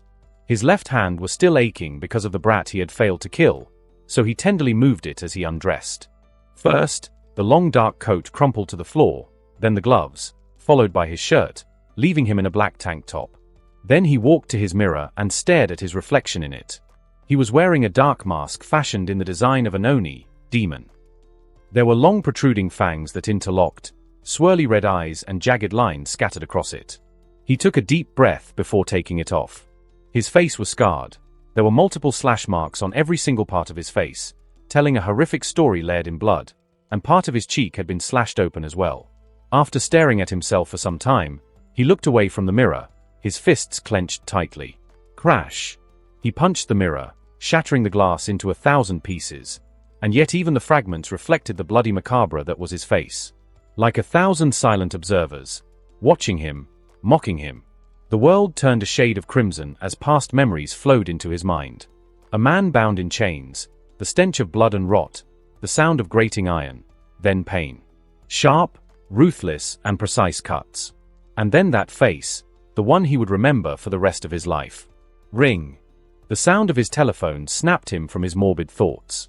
He shook his head as though he could shake off the memories and went to pick up the phone. When he got to the table, he grabbed it and placed it against his ear. "You failed, Toriyama." The voice was cold, detached from any human emotion, almost robotic. It had been barely 2 hours since his hit mission on the girl. How was it possible that he already knew the results? "He is watching me." Toriyama's face hardened and he leaned on his wall. "I don't appreciate you following me around." There was a raspy chuckle at the other end, followed by a cold silence. "That is where you are wrong, Toriyama. I did not follow you. I merely see all things." The way he said it, the certainty in his voice made a chill run down his spine. Toriyama paused and glanced around his room, searching for any hidden cameras or something of the sort, but there was nothing. "Trying to find if you're bugged? Surely you don't think that little of me." This time the voice was colder and strangely reserved. His hand on the phone tightened. "What do you want from me? What do I want from you? What do I want from? Don't ask me stupid questions, you lesser being." His voice had been calm at the start, only to suddenly grow more violent, his tone becoming feral. Toriyama immediately dropped the phone as the sound cut into his ears. "What the hell?" With the phone dangling just a few inches above the floor, the voice came out once again. The man cleared his throat. "R.S. Ori for my little." Outburst. His voice came out fragmented.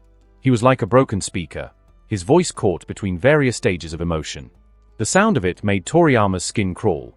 He wanted nothing but to hang up the phone and detoxify his eardrums. But a second later, the voice was back to its normal, inhuman smoothness. "Let's say I was getting impatient." Toriyama picked up the phone and screamed into it, "Get to the point." A dark chuckle followed. "Look who is losing his patience now. It must be contagious, I guess." He paused before he continued. "Finish your mission, kill Himiko Toga and expose her connection with the League to the heroes. The more gruesome, the better. Don't fail me this time, Tori-chan." The line went dead.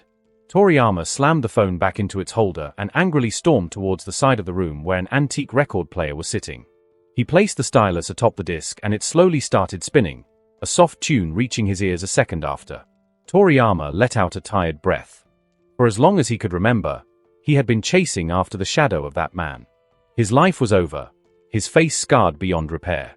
There was nothing else he could dedicate his life to but vengeance, be it against the man who did this or the heroes who failed in their duty. All they ever did was make wild promises. "We will protect you all. You are safe because I am here. I am the symbol of peace." He walked towards his assortment of guns, his eyes taking them in. What peace? As far as he was concerned, this world was hell. And so Toriyama did not care what he had to do to get revenge. It didn't matter how many people he had to kill or lives he had to end. He was going to hell. That much was sure. But I'd rather live in a hell created by God than one fashioned by humans. He grabbed the assault rifle, picked up a white rag and began cleaning it while whistling along to the tune, his feet tapping rhythmically on the floor. I'm sorry, Himiko, but in order to fulfill my life's dream, you have to die. It was 12 o'clock, the time when sinners came out to play. Kyle was sitting at the top of an enormous clock tower that overlooked the city, his legs dangling from a 1,000-foot drop. The wind was just the right temperature, a gentle chill that stung his skin each time it blew past, making the evening feel even more exciting. As he sat there, his crimson eyes roaming from one flickering light to the next, his senses heightened to the highest degree, Kyle had a thought. After defeating the Nomu and copying its quirks, he had been rather docile, allowing the knowledge of his existence to plague both the heroes and villains. Right now, they were probably hatching up one plan or another to get him. He scoffed. It was a futile attempt. Now that he had waited long enough, it was about time he went back to his original goals, ridding the city of its poisonous ideologies. In order to take a city, one needed 3 things. The first was money. People often said money made the world go round, and some would go as far as saying money answered everything. They were right. With money, there was a certain amount of authority you could command, especially when in the right hands. With money, you could buy loyalty, and with just the right amount, you could even tempt a devil or two. His cafe was not doing badly in sales, but the cash inflow was barely enough to make an impact. Kyle would have to expand soon as well as look into other ventures, maybe use his knowledge of the future to earn big. He breathed out a sigh, staring at a car too far for any normal human to see. He watched as the car evaded the police, doing 150 on a 50 highway. The police were just too slow to catch him, and so a hero had to intervene. Pathetic, just like the state of this world. The next thing you needed to conquer a city was power. Power could be classified into 2 types, power as in strength and power as in authority. Kyle had the first part, but he was too poorly connected to influence anything as he currently was. I have to build my connections. If he truly wanted to oppose both heroes and villains, then he could not do it merely with brute force. It would only make him look like a terrorist. But with the right people on his side, the right whispers would be spread, and rumors of who he was and what he stood for would grow to the point they could no longer be contained. And finally, perhaps the most important of them all, was an army, the purpose of which was pretty self-explanatory.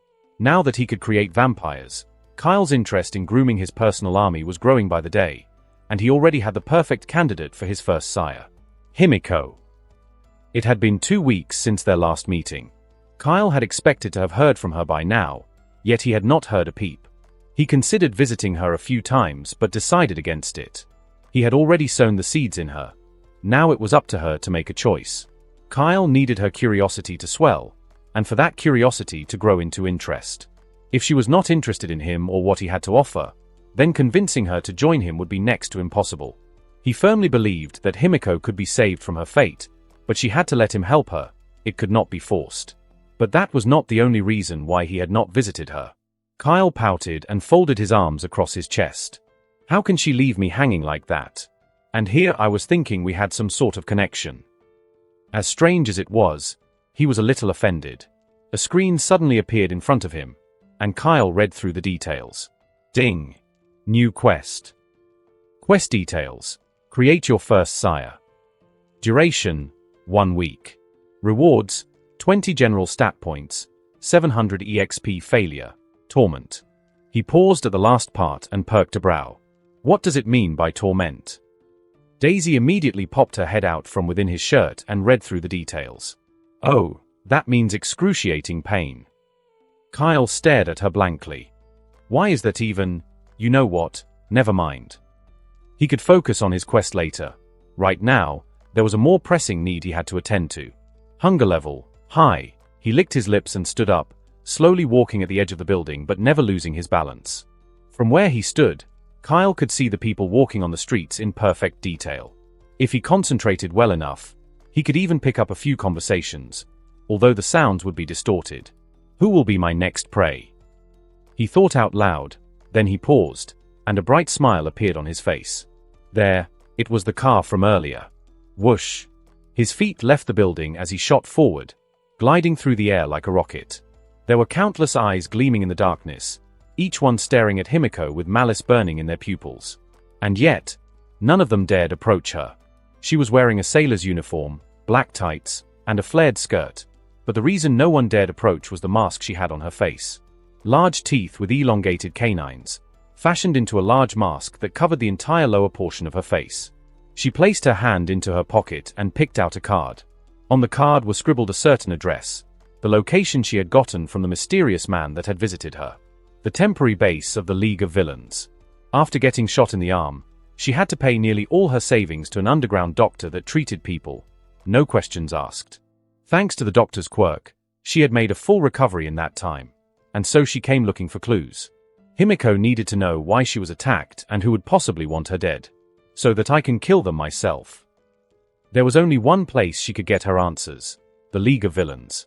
She pushed the door open and stepped into the dark room, her dagger held tightly in her hands. For a few minutes, she walked in the dark, her only sense of direction being the wall by her side, and then after a short while, she arrived at a well-lit room. There were several chairs filling the space, each of them arranged in a descending pattern to allow the next person in front of them to have a good view of the stage. And on that stage was a large white screen that spanned several meters. An abandoned cinema. Himiko said to herself, "Don't worry, it is only temporary, a means to an end." Himiko immediately spun and slashed, her dagger slicing through the air to meet the man. But her hand sank into what looked like a living shadow, only to reappear right in front of her face, her own hand and dagger inches away from her eyes. What the kind of quirk is this? Calm yourself, we aren't here to fight you, the shadow said, his yellow eyes narrowing slightly. Himiko's hand disappeared and appeared back in place. She rotated the hand to make sure it was still functioning properly, her eyes wide in amusement. Himiko smiled. That is a pretty neat trick. Can you do it for my head? I want to see my body from afar. The shadow cleared his throat and shifted back a little. Well, if you really want to, is this what the League is about? If I knew this was a daycare, I would have brought some sweets. They both turned to the source of the voice, a man in dark clothing with burn marks marring every single part of his body. Blue flames were flickering in his eyes as he watched them, the temperature of the room rising by a few degrees. Himiko frowned as she watched the man while the shadow shrugged. You're no fun, she commented. The man scoffed and looked the other way. Himiko began walking down the stairs when she noticed that it was not just the three of them. There were several other people scattered around the abandoned space. Most were notable villains, people that she had heard of many times in the past. Sitting in the corner alone was a man who covered every single part of his body in black spandex. He seemed to be talking to himself, but the moment he saw Himiko, he waved at her.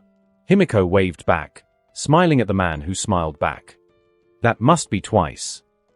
There was another man hanging upside down from the ceiling, his legs hooked on the metallic railing above. He had a white mask hiding his features and wore what looked like a magician's uniform. Mr. Compress. Himiko waved at him while jumping a few times. He had put up a few shows in the past, villain exclusives where he showed off his powers. Himiko happened to have attended one of them. Mr. Compress acknowledged her greeting with a polite nod. It's always great to see a fan. Himiko walked past another man, or at least that was what she thought he was. He was like an amalgamation of lizard and man and had a red material tied around his eyes like a ninja turtle. Himiko had no idea who he was. The last person was the only other woman apart from her, a curvaceous lady with long silver hair that went down to her back. Her skin had a strange metallic gleam, which Himiko noticed at first glance. When she caught her stare, the lady frowned, glaring at her from a distance. I guess she's not the friendly type. Himiko jogged over to her and relaxed on the wall just beside her. The woman said nothing at first, but it was clear that her irritation was growing. After a few seconds of silence, Himiko began whistling, and then shortly after, she started tapping her foot on the floor while doing a little dance. Then she stopped and turned to the woman, who was looking in the other direction, doing her best to avoid eye contact. If I ignore it, maybe it will go away, the woman thought, doing her best to seem invisible. Himiko leaned closer to her. How long are we going to wait? Is there an audition or something? What sort of quirk do you have? Stop it! The woman screamed so loudly that her voice echoed back. Everyone turned their attention to the pair, and she blushed and then quickly stared at the floor. Himiko bumped her with her shoulder. You're a shy one, aren't you? Don't worry, they aren't looking," she said in a cheery voice. The woman slowly raised her head and shot Himiko a glare. Himiko smiled in response. "What is your name?" Seeing that nothing she did was working on Himiko, she sighed, her shoulders dropping slightly. "My name is Silver. Can you please leave me alone?" Himiko frowned playfully and was about to speak when the sound of approaching footsteps reached her ears. Everyone in the hall turned in the direction of the sound, watching as the man descended down the steps. He had grey skin that appeared dead and blue hair that bounced behind him as he descended the steps. There was a certain commanding aura about him that caught everyone's attention and an air of dread that seemed to follow him wherever he went. Himiko knew at first glance. He was the boss. Tomura Shigaraki, the man who brought war to UA right in their base and managed to escape alive. So he is the one forming the league. She mused. When he had descended about halfway down the stairs, he removed his hands from his pockets, his eyes sharp as they took them all in. "Welcome to the League of Villains." Shigaraki didn't waste time with empty words. He made his purpose as well as the purpose of the League clear with very few sentences. It was destruction. Destruction of the current system where villains were oppressed, destruction of the heroes, destruction of the false ideals they were forced to live by. But that was not all. He also promised whoever would join freedom to do as they liked under the protection of the League. Every member was allowed to pursue whatever goals they had. As long as it did not interfere with League business, they could do as they liked. This was the part that appealed to Himiko the most. All her life, she had lived like a caged mouse, tied down by what people believed was normal. She was shunned because of her quirk, eventually kicked out by her parents, and left to fend for herself. Himiko's entire life had become a mess from that very moment. And yet, it was only after then that she felt the most alive she had ever been. The only thing in her way now were the heroes. Every now and then, whenever she had her cravings, she always had to be careful and look out for the heroes who covered the city like ants. In the League, you will be able to do as you want, the consequences be damned. Shigaraki boldly declared, his fingers tightening into a fist. "Follow me, and I will lead you to a new world. A world free of heroes, a world where our expression is not a crime, a world where we can take pride in chaos." It was an irresistible offer, but Himiko's mind went back to what had happened a few weeks ago. Kyle. If you ever want to see a world bigger than what is in front of you, then you know where to find me. She was yet to understand what he meant when he said that, and she was itching to know. Shigaraki let out a breath as he finished his speech and began walking towards them. "If you wish to join the League, raise your hand. Otherwise, you may leave now." Twice hand shot up. The lizard man sluggishly raised his hand as well. Mr. Compress raised his hand up. Or was it down? Because he was hanging upside. You get the point. All around her, everyone was raising their hands. Even Silver, after little hesitation, lifted her hand as well. Now the only person left was Himiko. She wanted to join the League if it meant she could be free. But at the same time, she wanted to see Kyle, the only person who had made her feel strange for the first time since she was born. Deep in her heart, she knew that she could not pick both. One had to go for one to remain. It was the League or Kyle. Hurrah! Himiko sighed tiredly and went down to her knees. Why am I having to think this much these days? Can I decide, La? Crash! The window of the cinema suddenly shattered as a small rocket tore through it, speeding right at Himiko. Boom! Everyone stared at the projectile in shock as it closed the distance within seconds, exploding the moment it got to Himiko and encasing the area in a fiery inferno. At the ceiling stood a man in a long black cloak and a fedora tilted forward. On his shoulder was an RPG, which was still smoking from the earlier shot. He looked at them and scoffed. "It looks like the rats are all having a party. May I join in?" A thick smell of smoke and burning would fill the cinema as smoke billowed outwards from the point of impact. The masked assassin stared down at the carnage, smiling within his mask as the smoke cleared, but then his eye widened. "Why, you cockroach? Hey, I'm not that ugly." A voice came from within the smoke. Himiko was safely crouched behind a woman who stood at the point of impact like an indomitable wall. Her feet were planted deep into the ground, and her silver hair had formed a sort of shield around them, taking in the brunt of the blow. Her entire body was also shining like polished steel, but unlike others with hardening quirks, her body retained its normal color. The woman's hair and arms were scorched from the impact, dark smoke drifting from them. She staggered slightly and cracked her fists, glaring up at him with murderous eyes. "Are you okay?" she asked Himiko, who was holding onto her back and peeking from her shoulders. Only thanks to you. She shot out her tongue, mocking the fedora-wearing assassin. I'm guessing you are the man going around killing potential League members. Shigaraki was slowly walking towards his direction, his anger evident from the coldness in his voice. And you must be Tomura, the leader of this shit show. Shigaraki smiled and stared up, meeting the man's gaze. Who are you, and what is your goal? He scoffed at the question. You will be dead any moment from now. Should you really be bothered about my name? The man paused, slowly taking off the glove on his left hand. If you must know, I am Jericho, the Nighttail. When multiple League members were killed, Shigaraki was the first to hear the news. He had long discarded them as League members. There was no place for weakness in the new League he would build. But even still, an attack on them was a direct insult to the League, a stain on the reputation they were yet to build. And it was all because of that man. How did he know where we would be meeting? Shigaraki doubted that anyone here would have exposed such a secret, and yet there was no other way he could have known. Do we have a rat amongst us? He angrily scratched his neck, gritting his teeth as he spoke. You are no hero, and yet you hunt villains? It seems you have a screw or two loose in that small head of yours. Shigaraki paused, allowing the League members to slowly gather behind him. Why us? Why hunt the League? He had never come across him throughout his life. Jericho wasn't even known in the villain community. The man raised his arms at his sides and shrugged. That's like asking me why I kill rats. You all simply disgust me.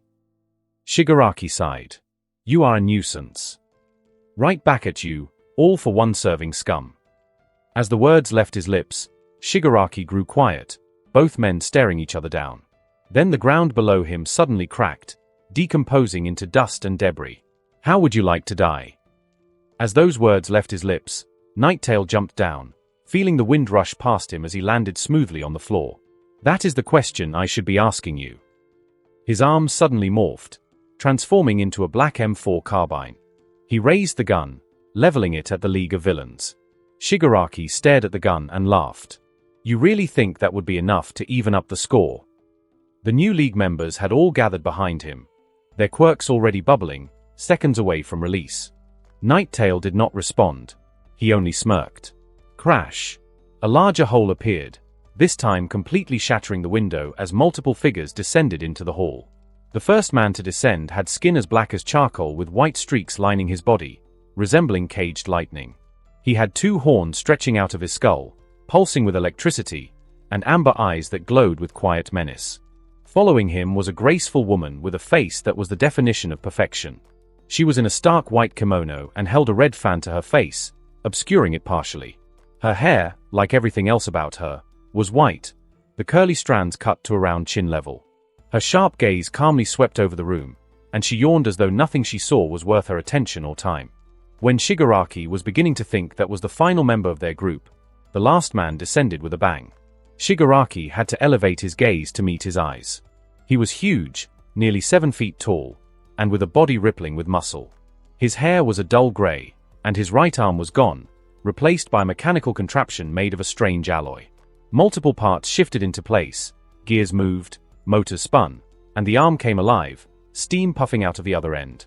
Nighttail let out a dark chuckle and stepped forward, his gun seconds away from firing. Before you die, I guess it's best you know the names of those that sent you to hell. He pointed his normal hand at his allies, calling their names one by one. Pulse, the human dynamo. Gigatron, the marvel of engineering. And Rebound, the White Lady. League of Villains, allow me to introduce you to the Fallen Legion. The madness descended shortly after, the hall turning into a battlefield, with quirks flying here and there. Darby unleashed a gust of blue fire, bathing the hall in an eerie blue light as it descended upon the White Lady. But she did not bother to dodge. She just stood there, watching the flames as they erupted, engulfing her in the inferno. Darby scoffed and turned to the next villain, already charging up for his next attack when something flashed in his vision. A spark of white, followed by an explosion that shook the room. The White Lady stepped out of the fire, white flames flickering over her body, coiling around her like she owned them. Soon, the entire blue fire had changed, becoming stark white. Her eyes were glowing as she turned to face him. Whoosh! Just like her name, She returned the flames. Only this time, they came back with double the intensity. Twice and Silver were dancing with the giant, evading his mechanical arm as much as they could. The giant was moving fast. Too fast for someone his size. His arm was igniting with tumultuous energy, unleashing carnage wherever it would land. Silver was doing her best to absorb the damage with her quirk.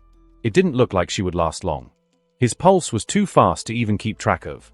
His body was a blur of darkness and lightning as he raced through the building. No one could touch him. Seeing him was even a problem. And yet, Mr. Compress, with the help of Kurogiri, was keeping him at bay, using his warp gates to contend with his speed. Meanwhile, Shigaraki and Nighttail were locked in a brutal battle where just one blow would mean death. All Shigaraki needed was one touch to end his life, and all Nighttail needed was one good shot. Yet no one had managed to land a proper blow. As the abandoned cinema was drowned in chaos, the rebounds from their quirks and the shockwaves from their impacts threatened to collapse the building and drown the district in their war. As for Himiko, she had long snuck out of the hall and was breathing heavily several blocks away. "What the hell is wrong with those people?" she said out loud while trying to catch her breath. She slipped out another card from her pocket and sighed tiredly. "Kikimaru Cafe. I guess it's about time I paid him a visit." Nightingale had received one simple mission: exterminate the Villain League. According to his mysterious benefactor, the League of Villains was secretly working under All for One, the man who had disappeared years ago. He gritted his teeth, a wave of disgust washing over him. That bastard. After getting tortured to the point of nearly losing his mind by All for One, he was more than elated to bring down the League. But there was something that didn't quite add up. Why was that man so interested in ending the League? And why did he go to such lengths as organizing a strike force for him? A team that was basically another League of Villains. So far, his true goals were still unknown, and up until yesterday, when he was informed via letter, Nighttail had not even known of the existence of this group. 4 people as powerful as them. It was strange that they had never been heard of even once. Well, it doesn't matter. As long as he could accomplish his goals, Nighttail didn't care what his mysterious backer was planning. Bang!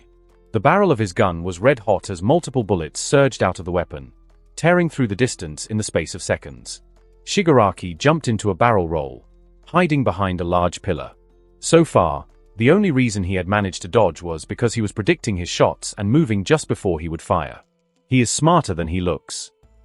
At first glance, Shigaraki looked like an idiot fueled only by rage and the will to cause carnage, but the more Nighttail watched him, the more he learned of his calculative side.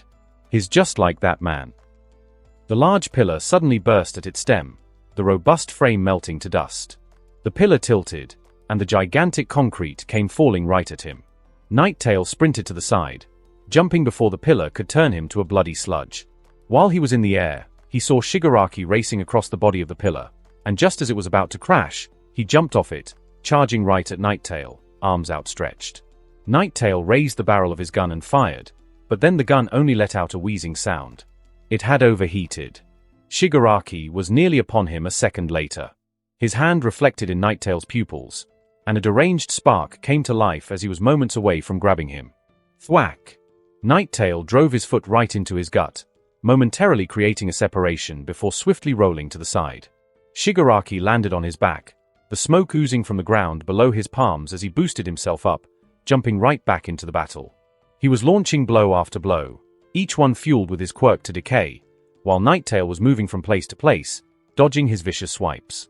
He leaned back as all 5 fingers brushed past his face, melting off a part of his mask. Then he shoved Shigaraki in the chest and kicked him in the knee, sending him down.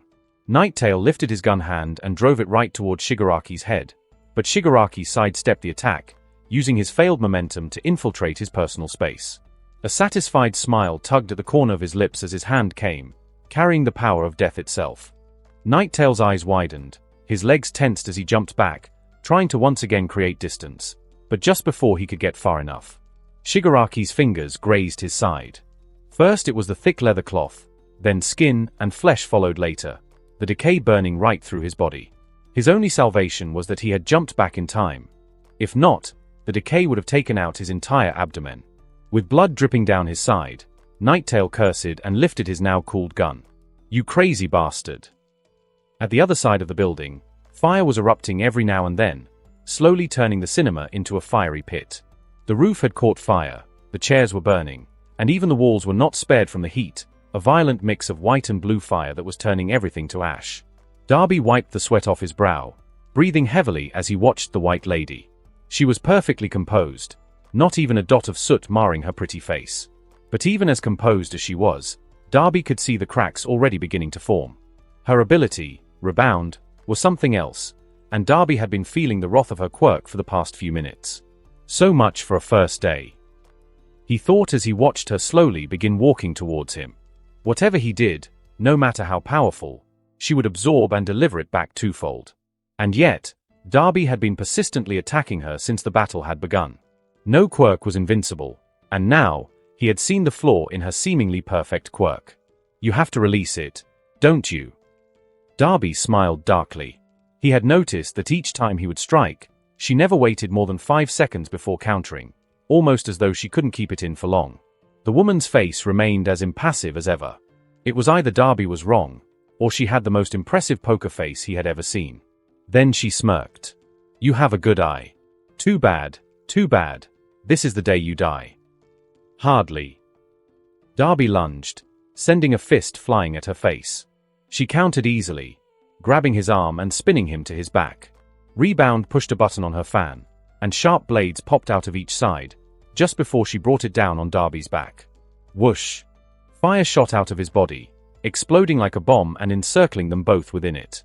As the fire raged, spinning around like a fiery tornado, Darby unhooked his arm and did a jumping kick, catching her in the ribs. He took a step back and took his stance. All I have to do is deal a lot of damage in a short period of time, he thought. She would have only 2 options. Overload her quirk, or take the damage. The White Lady stared at the wall of fire surrounding them and frowned, her eyes glowing white. They both moved, their fists met with a bang, a shockwave cutting through the room as white and blue fire exploded outwards. Darby leaned back as a foot came flying at his face and jumped several steps back, but Rebound was fast. She had clearly been trained because her fighting style was unique, and she moved in a way no normal person could. She jumped, driving her foot down, cracking the concrete as Darby dodged. Then she rotated, her fists flying and her legs moving. She caught Darby in the chest, knee, and face, cracking his head backward. And then her fist came charging at his head, empowered by bubbling white fire. But just before she could crush his skull, the fire surrounding them immediately engulfed her whole body, creating an explosion that blackened the ground below them. Darby spat out blood, fire already emerging from his body as he stared ahead. Out of the inferno came the White Lady. Her cold composure was gone, burned away like everything around them. Unlike several times before, this time, she had not come out unscathed. 1. Darby counted in his mind. 2. White fire sparked on Rebound's body, the ground beneath her feet scorching as she took another step forward. You dared to touch me? You villainous scum. 3. 4. Darby immediately jumped to the side, using his fire to boost himself as a wall of white fire exploded out of her body, consuming everything in its path. Rebound turned to glare at him. She dragged out one of the sticks on her fan, pulling out a sleek knife. You're dead. Darby smirked, his eyes glowing a bright azure blue. Give me your best shot. The battle between both factions raged on, neither side able to completely suppress the other. Although the Fallen Legion were trained, the League of Villains outnumbered some of their members 2 to 1, making it impossible to make a decisive move. The only side that had nearly concluded his battle was Pulse. Mr. Compress and Kurogiri could barely stand, their bodies aching from a series of electric shocks and blows. Pulse never said a word as he fought. He only systematically brought them down, using his speed to slowly wear them out before launching counterstrikes of his own. He raised his hands, blue lightning dancing in his fingers as he watched them, his yellow eyes narrowed. And then he lunged. At the same time, Shigaraki and Nighttail had lunged at each other, about to bring the fight to a close. But at that moment, a heavy gust of wind erupted in the center of the cinema, the intense wind blowing so heavily that chairs were uprooted from the ground and launched into the wild wind. And then the wind exploded, sending everything it had gathered in all directions. The hall that had been filled with violence was suddenly quiet. Every single person had their eyes locked in the center of the hall. Standing right in the center of the carnage was a man in clothes as dark as the night and a golden domino mask shielding his features. He had his hands in his pockets as he lazily glanced around, taking in the hall. Then his lips parted as he spoke. You little shits. Can't a guy have a meal in peace? A few hours ago, Kyle licked a trail of blood off his lips and placed the drunk woman he had drunk from gently on a side bench. Her blood was decent, not as good as Sakura's, but enough to quench the burning feeling he had at the pit of his stomach. Ah. Kyle let out a breath and stared up at the moon. It was a beautiful night, the perfect weather for dancing amongst the clouds. After making sure that the woman was okay, he elevated from the floor and soared into the sky. He had only gone about halfway up when a piercing sound reached his ears from miles away. It was faint, not even louder than the snapping of his fingers, but it was undeniably there. An explosion. Kyle turned in the direction of the sound, narrowing his crimson eyes, his gaze piercing through the distance. That was when he saw it, a small wisp of smoke drifting through the air like a beacon. He accelerated, cutting through the sky like a bullet as he charged in the direction of the smoke. That was how he found them. Two groups that were not meant to be there, especially in this present time. The Villain League. What Kyle was seeing made absolutely no sense. The League was only meant to be formed far later into the show, and yet here they were. My interference must have pushed Shigaraki to act faster. Kyle's eyes narrowed as he searched the entire room. He was hoping, praying even, that she wasn't here, that Toga hadn't already joined the League. Currently, because she always went everywhere with her mask, it would not be too difficult for her to disguise herself and blend back into society. But if she joined the League, then things would become a tad more difficult. He breathed out a sigh as he completed his search. Thankfully, Himiko was nowhere in sight. The second problem was the strange group that was now gathering together on the other side of the room. Kyle knew about the Villain League. He knew about the Meta Liberation Army. Hell, he even knew about Shai Hasaikai. Although they couldn't see it, Kyle raised a brow. Who the hell are you guys? The League of Villains, as well as this new organization, had regrouped with their respective teams after sensing a greater threat in the room. On the side of the new group, a man bearing a gun for an arm stepped up, leveling his barrel right at Kyle's chest. Bang! Bang! The air seemed to shake as a torrent of bullets rippled through his gun, exploding against him a fraction of a second later. He continued firing, smoke drifting down his barrel and a cloud of steam and dust appearing where Kyle was, so much so that his entire body was shrouded in it. Only when his gun overheated did Nighttail stop his attack. He let out a tired breath, his chest heaving from both his battle with Shigaraki and having overused his quirks. The hall was silent, all eyes locked on the spot Kyle had been, everyone anticipating the mangled corpse that would be left lying in the dust. From all the warnings I got about you, I thought you would have put up a better fight. He suddenly froze, a chill running down his spine and his hand vibrating slightly. He calmed himself and slowly shook his head. No, it's not possible. A scoff came from the dust, followed by the clattering of bullets, each bullet landing on the floor like a loud shrill in his ears. Nothing in this world is impossible. A voice whispered right in his ear, causing the hairs on his neck to stand still. Everyone next to him visibly shook, their eyes wide in shock the moment Kyle appeared. Only Pulse seemed unfazed, his eyes narrowed as he watched Kyle, lightning erupting out of his skin. Retreat! The gunman screamed. He was about to run when Kyle grabbed him by the shoulders. You are the one going around and committing mass murder, aren't you? His crimson eyes were like pools of blood, his fingers digging painfully into the man's shoulders. Kyle remembered the news article he had read some days ago. The killer was said to have used some sort of gun on the prisoners. It wasn't hard to make the connection. But in that moment, Kyle immediately tossed him to the side and swerved as a dark shadow washed over him. Then he launched a fist right at the giant that had appeared behind him. The giant's mechanical fist was already in the air, blue energy flashing through its circuits, flowing through every single part of the arm.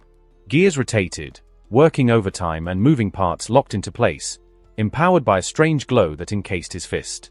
Boom! As their fists met, the air cracked with pressure, a shockwave shattering every glass window, followed by a pulse of wind that blew everything around them away. The giant's teeth were gritted as he pushed forward, attempting to overpower Kyle. Yet Kyle had not gone back a single step. In pure strength, he's stronger than the Nomu. This only made it even stranger that he had not once been mentioned in the anime. Come on, big guy. Kyle smirked. Show me what you've got. At the other side of the hall, Shigaraki hissed angrily, his hand balling into a fist as he watched Kyle. Once again, the strange man had come to interfere with his business. He took a step forward, his eyes locked on Kyle, when Kurogiri grabbed him by the shoulders. "Not now," he said, his voice grave. They had already been in a fight. Tangling themselves with someone like the Midnight Vigilante would be plain foolishness. Shigaraki seethed in rage, just before turning in the other direction, sparing Kyle one last look before they were warped away. "Till next time. Try not to die. I would love to kill you myself."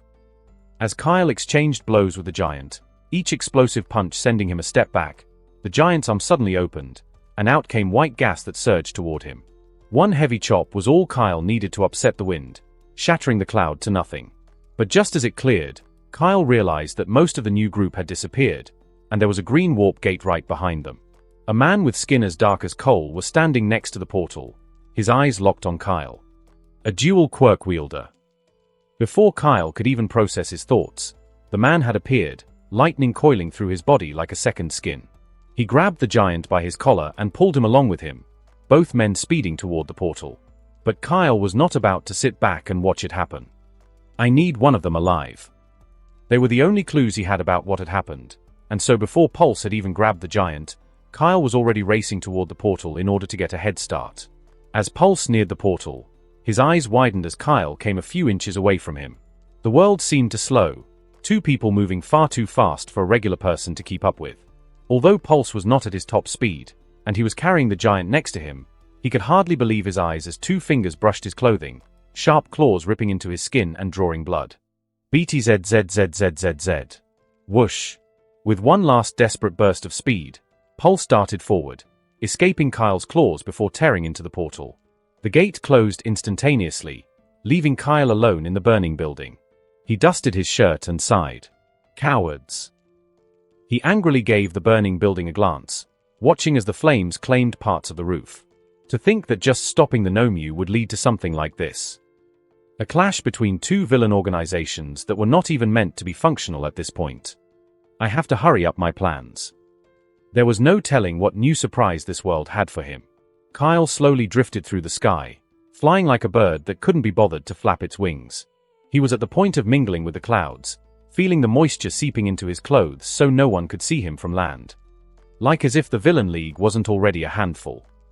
He muttered angrily. Maybe I should just wipe them out. He gestured, flicking his fingers just before shaking his head. It might have been easier to just wipe out the villains, but it would solve nothing. If that was the case, then villains would be extinct, considering how many of them he might have thrown in jail. It was like a cancer. Cut out one part and another one would grow in to fill its place. This time they would be more unpredictable, more violent, and harder to contain. Kyle let out a tired breath, taking off his mask and jacket. He folded the jacket and slipped the mask into his shirt as he spotted his house below. Then, moving too fast for anyone to notice, he sped right to his window and jumped in, shutting it behind him. Home sweet home. He tossed his jacket to the other side of the room and stretched, feeling the bones of his back pop as they created a crackling sound. Then his eyes lazily moved to his alarm clock. 2 a.m. tomorrow was a workday, and he had barely gotten any sleep, yet there was something else on his mind. Food. Although vampires could survive purely on blood alone, Kyle could still taste perfectly well and was in no mood to give up that pleasure. Instead of just going through his room door, Kyle flew out of his window and went down the building, choosing to use the elevator to get to their front door instead. He had been doing this ever since Tsumi asked him how come she didn't hear him enter the building. After taking the elevator back to their apartment, Kyle took out his keys and fitted them into the hole. He opened his door and stepped into the dark living room, his body growing stiff merely a second later. Kyle could sense her. He had calmed his senses like he did on instinct while at home. That was why he didn't notice the moment he entered his room. But now that there were no walls between them, he could hear everything. From the calm beating of her heart to her gentle breathing, down to the rustle of her shirt as her chest rose and fell, brushing against the fabric. Flick. Every single light in the living room burst into life, drowning them in a bright white light. Kyle winced, covering his eyes like a vampire exposed to sunlight. Tsumi was sitting in the living room, legs crossed and a playful pout on her cheeks as she watched him. Kyle. Why yes, sis? Tsumi sighed tiredly. It's 2 a.m., 2 a.m. What were you doing out? Kyle scratched his head, his mind racing for any excuse he could use. I was shopping. Yes, I was shopping. Sumi cocked her head to the side. Shopping by 2 a.m. Well, not my best lie, but we can work with that. Kyle allowed his shoulders to sag as he walked up to his sister, sitting next to her on the couch. Sumi glared at him from the side as she waited for him to finish his lie. The first thing Kyle did was turn off the lights. Even the sun wasn't as intense as these little devils. Then he sighed tiredly, massaging his shoulder with his hand. I've been paying attention to the cafe more and more these days, he said with a sigh. The best method of telling a lie was to mix up your lie with truths the person already knew or, better yet, suspected. Add in a little admission of sin, a little thing that will hide the much greater lie. He cleared his throat and pulled up his most sincere face. I feel bad for having to leech on you all these years, so I'm trying to make it work. Sumi calmed down a little, a ghost of a smile appearing on her face. When did Kyle become this thoughtful? He's growing into such a fine man, she thought, her fingers playing with the hem of her dress. But she did not allow her happiness to show. She would be a fool to think that was what kept him up until 2 a.m. Kyle let his words sink in, watching her reaction from the corner of his eyes. We are adding new drinks to the menu and even working on a brand deal. You should see our sales report now, sis. It's huge. Sumi's eyes widened slightly as she watched him. Is it possible to make that progress in such a short time? She was a businesswoman, so it was hard to believe he could effect such a grand change that fast. Then again, he is my brother. She smiled inwardly. Of course he would be a genius. Kyle chuckled, crossing his legs as Tsumi listened attentively. Now it's time to drive it home, he mused. But I would be lying if I said that was all I did. Kyle stole a glance at his sister, watching the slight shift in her expression as she leaned in, her full attention on him. Fool. She has not only taken the bait, she has swallowed the whole darn hook. He put on his most sober face and leaned deeper into his chair. I'm afraid I had to babysit one of my staff. You see, Sakura has been going through some things. I apologize for using you this way, Sakura. Not like you'll ever know, though. He paused for dramatic effect, like an author stopping a chapter at a cliffhanger, only to release the next chapter at a completely different scene. Then he smirked. Internally, of course. She was drunk to a stupor, so drunk, in fact, that she walked right into the road without knowing. Sumi gasped, her hand placed over her mouth as she watched Kyle. Soku? Is she all right? Kyle breathed out, then slowly shook his head. 5 seconds passed, then 10. Then he waved his hands dismissively. She's fine. I spent all this time nursing her back to health. Sumi let out a breath of relief and sank into the sofa, staring up at the ceiling.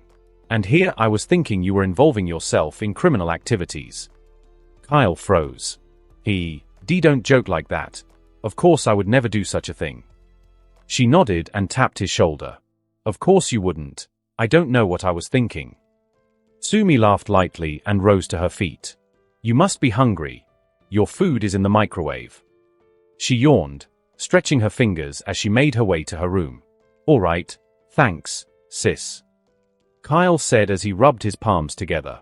And that, my dear, is how you construct the perfect lie. Oh, and by the way. Sumi added, interrupting his thoughts. Why do I suddenly have this bad feeling?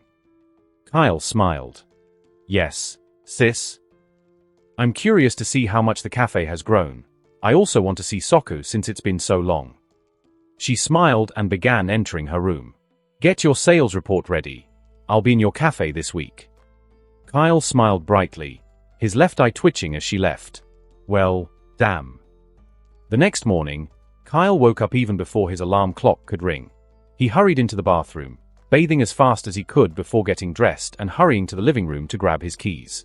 On his way, Sumi walked into the living room, her eyes half open and her hair in a fuzzy mess. She was wearing cute duck pajamas with a duck head for a hood and grudgingly rubbed her eyes when she saw Kyle. Kyle? You're going out already. Good morning, Sumi, Kyle said as he turned to greet her. Then he paused, stifling a laugh as he saw her clothes. A duckling, really? Sumi pouted and folded her arms. What's wrong with it? Kyle laughed while shaking his head. Nothing, it's actually pretty cute. Her eyes widened slightly, a faint blush appearing on her face as she smiled proudly. Of course it is. Kyle walked up to her, giving her shoulder a little tap. "I'll be back early this time, I promise." Although she was his elder sister, he was already taller than her, so she had to raise her head when she was this close. Sumi glanced at the clock and then at him. "You aren't even going to eat." Kyle shook his head as he walked past her. "I'll have something at the cafe." Immediately after Kyle got into the elevator, he pulled out his phone and hurriedly sent a message to the workgroup chat. Everyone should be at the shop by 6 a.m. prompt. It is an emergency. Then he slipped his phone back into his pocket, watching as the elevator counted down painfully slowly. After his elaborate lie, Kyle was now faced with a new dilemma. He had to somehow boost the shop's sales to a considerable level this week. If not, Sumi would begin to suspect him, and curiosity only leads to danger. Currently, he could live in a carefree manner only because she was so easygoing. If that was to somehow change. Immediately the doors opened, and Kyle hurried out of the elevator, not even noticing anything around him. All that was playing through his mind was his cafe. In front of the elevator was a man in a black shirt coupled with a contrasting white tie. Partially obscuring his face was a disposable face mask that protected him from the unfiltered air. He turned to glare at Kyle, angrily dusting his body. Kids these days, always in a hurry. He entered the elevator and clicked the floor button, his hands folded at his back as the elevator began to ascend. This is war. No, this is life or death. Kyle was in his office, seated in front of his desk while Akiko and Sakura stood at his sides. A white piece of paper detailing the cafe's income was sprawled out in front of them, with multiple parts circled in red ink. Just a few weeks ago it had been good, impressive even, but after his idle boast, "This is trash." Sakura visibly recoiled, confused as to how the report he had praised her on not too long ago was now rubbish. Kyle tapped on the paper with his pen and looked at both Sakura and Akiko. "We have to double this within the week." "W what?" "Excuse me." Both Sakura and Akiko exclaimed simultaneously, staring at Kyle with wide eyes. "Double it." Sakura muttered. "Is that even possible?" A smile found its way to Kyle's lips as he leaned back into his chair, slowly swaying it back and forth. "Nothing in this world is impossible, Sakura. You should have an open mind." With the introduction of new drinks, the cafe had received a surge in sales, but that was just a fraction of what they could achieve. He picked up the pen and twirled it with his fingers. "What is our biggest obstacle to sales?" Akiko frowned, her eyebrows scrunched up together. "Customers." Kyle shook his head. Sakura raised her hand. "Marketing." Kyle shook his head. She was technically right. Marketing was one of their problems, and part of Kyle's plans included marketing. But that was not where he was going. They continued to guess, bringing up a few good points but never getting the right thing. Kyle smiled darkly, pulled out a map of the area, and spread it on the table. On the map were 3 spots marked with large XS. "You all had good points, but the biggest obstacle to our sales is our competition." There were 3 other cafes in close proximity to theirs, Kyle's cafe being the 4th and newest. The more they sold, the more they stole his customers. Technically, it was their customers first since he opened his shop after them. But let's look at the bigger picture. Those bastards are costing me business. If we want to gain more customers, then we have only one logical option. Kyle paused, staring his workers in their eyes, then he ushered them forward. They leaned in a bit. Closer. Sakura and Akiko moved even closer. Then Kyle glanced in both directions as though he was about to commit a heinous crime.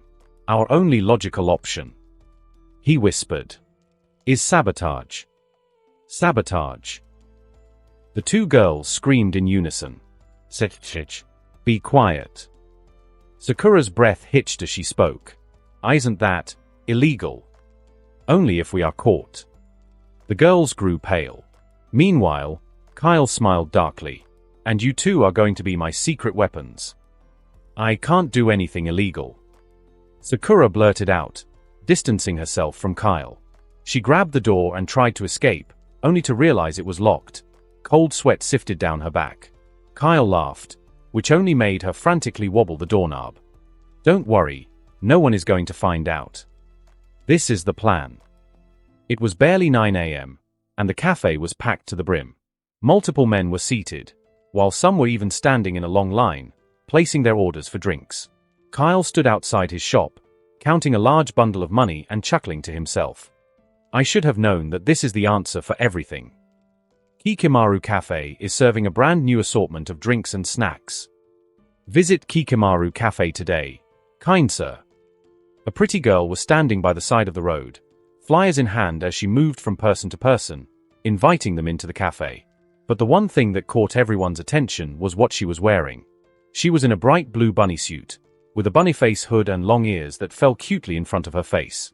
While Sakura was marketing in the bunny suit, Akiko was making sales in a similar suit inside. And the result? Instant success. He. It wasn't even the sexual type. Just an overload of cuteness was more than enough to boost his business by this much. Thanks, Tsumi. If he hadn't seen her before leaving, there would have been no way he would have thought of this. He would sabotage his competition by crippling their sales, and then when they could no longer afford to pay their staff, he would buy their businesses. He chuckled once more. As Kyle stared at the cafe, he was mentally calculating just how much money he would make today alone when someone tapped his shoulder. Excuse me, is this Kikimaru Cafe? That voice. Kyle slowly turned and met her gaze. And here I was thinking I had been stood up. He crossed his arms and smiled. Do you know how long I have been waiting, Himiko? Do you know how long I have been waiting, Himiko? Kyle crossed his arms and frowned playfully. Himiko smiled the moment her eyes met his. Then she scratched her head, feeling slightly embarrassed. Some stuff came up. She sighed as her mind went back to the previous week. At first, it was the assassin that nearly took off her head back in the manga shop. Since that day, she didn't have the nerve to return, lest her boss tear her to pieces. And then there was the thing with the Villain League as well. The last 2 weeks have been a buttload of work. But Himiko could not tell him that. She looked up at him, meeting his gaze, and for a second she had a thought. What would happen if he were to find out? Currently, Kyle probably saw her as some sort of innocent girl working in a bookshop to make ends meet. He did not know about her second life, nor did he know the things she had done or the people she had killed. Will it affect the way he sees me? It was strange. She never really cared about things like this, and she hardly knew Kyle even, but she could feel it. He genuinely liked her. Maybe not in a romantic way. Who knows?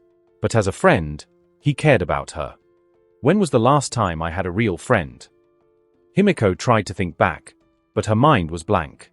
It was hard to keep a friend when she craved the blood of those she was interested in. Even her own parents couldn't accommodate her. Himiko's mood dampened slightly, but suddenly, ouch. She suddenly felt a sharp pain that brought her back to reality. Kyle had flicked her forehead with his finger and was laughing heartily as a throbbing pain spread through her red forehead. Are you finally back? I didn't know you were the type to space out, he teased. Hey, that actually hurt. Himiko tried to reach for his forehead, but he was too tall for her. One hand was more than enough to render all her efforts futile. She sighed angrily and stared past him when she noticed the long line of people in the cafe. It looks like today is a busy day. Kyle smiled wide. Isn't it great? Himiko shrugged. Sure, but the girl looks on the verge of collapsing. She pointed at the girl within the shop. Her eyebrows creased slightly.